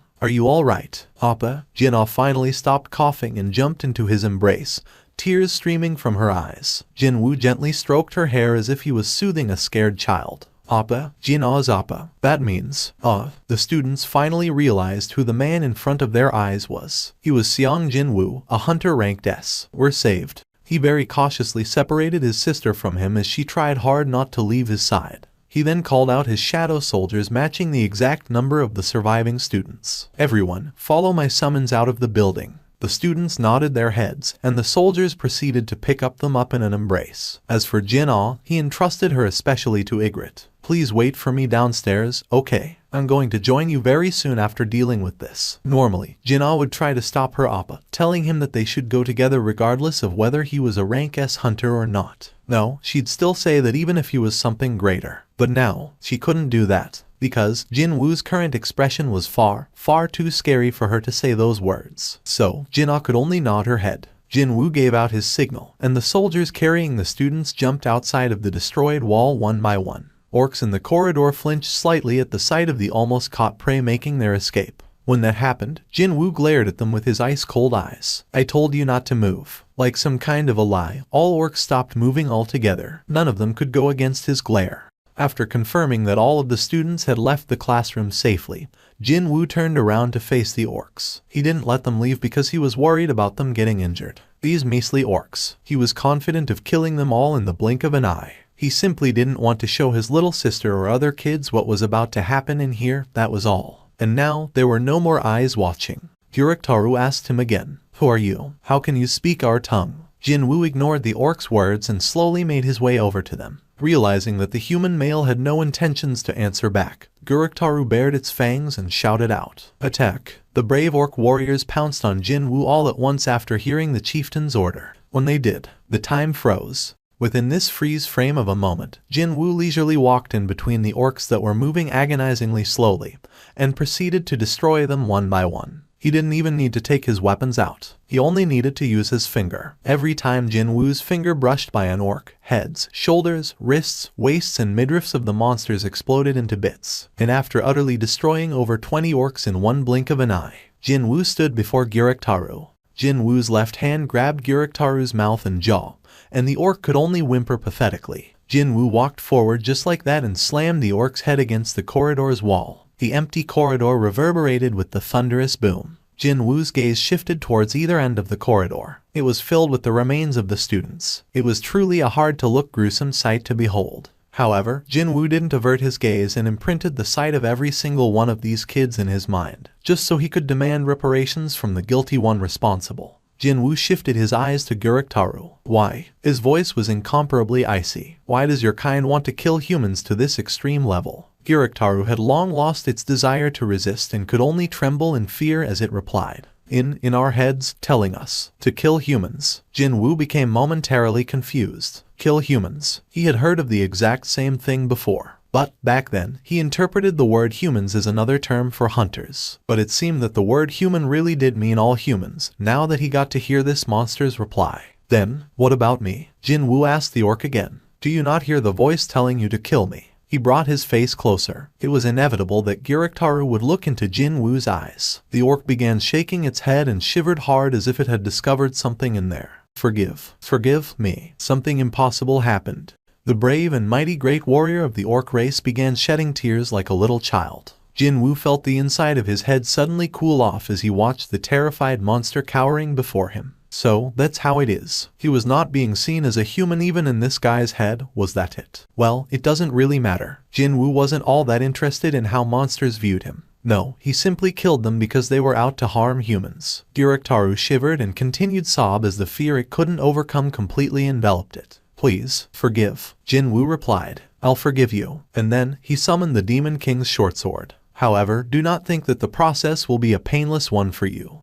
The Night Order Guild's assault team could only gasp out in astonishment while spectating on the battles of the monsters. How could it be? How could anyone call this a raid now? Because the ants very easily subdued the undead monsters and then began greedily devouring them. If they eat up everything like that, nothing will be left behind, you know. Right? Even the magic crystals. The hunters could only anxiously look on as the top-class magic crystals all ended up in the stomachs of these monsters. No, summoned creatures. Unable to watch from the sidelines any longer, Jeongyi Rim hastily ran out. Don't you know how expensive that is? She tried to wrestle away the corpse of a vampire, but that only managed to annoy the ant, and the creature swung its arm at her direction. She cried out and tumbled backwards after the ant's claw cut into her forearm, just as she tried to get up while rubbing her butt. By the time she regained her wits, the ant monster that swung its arm was standing before her. The creature had its gigantic maw and its horrifying mandibles wide open as if to swallow her head whole. Jeongyi Rim's expression froze stiff at that moment. It was then. Baru had come swooping in and turned that ant around. He opened his own maw wide just like how this ant did a moment ago, and then he screeched out incredibly loudly. Being subjected to the rage of an existence on another level, the ant creature couldn't even meet Baru's gaze and simply shivered in fear. Baru let go of the ant's shoulder, causing the creature to hurriedly scurry away from there. Jeongyi Rim watched this scene play out in a total daze, but Baru approached her and extended his hand out.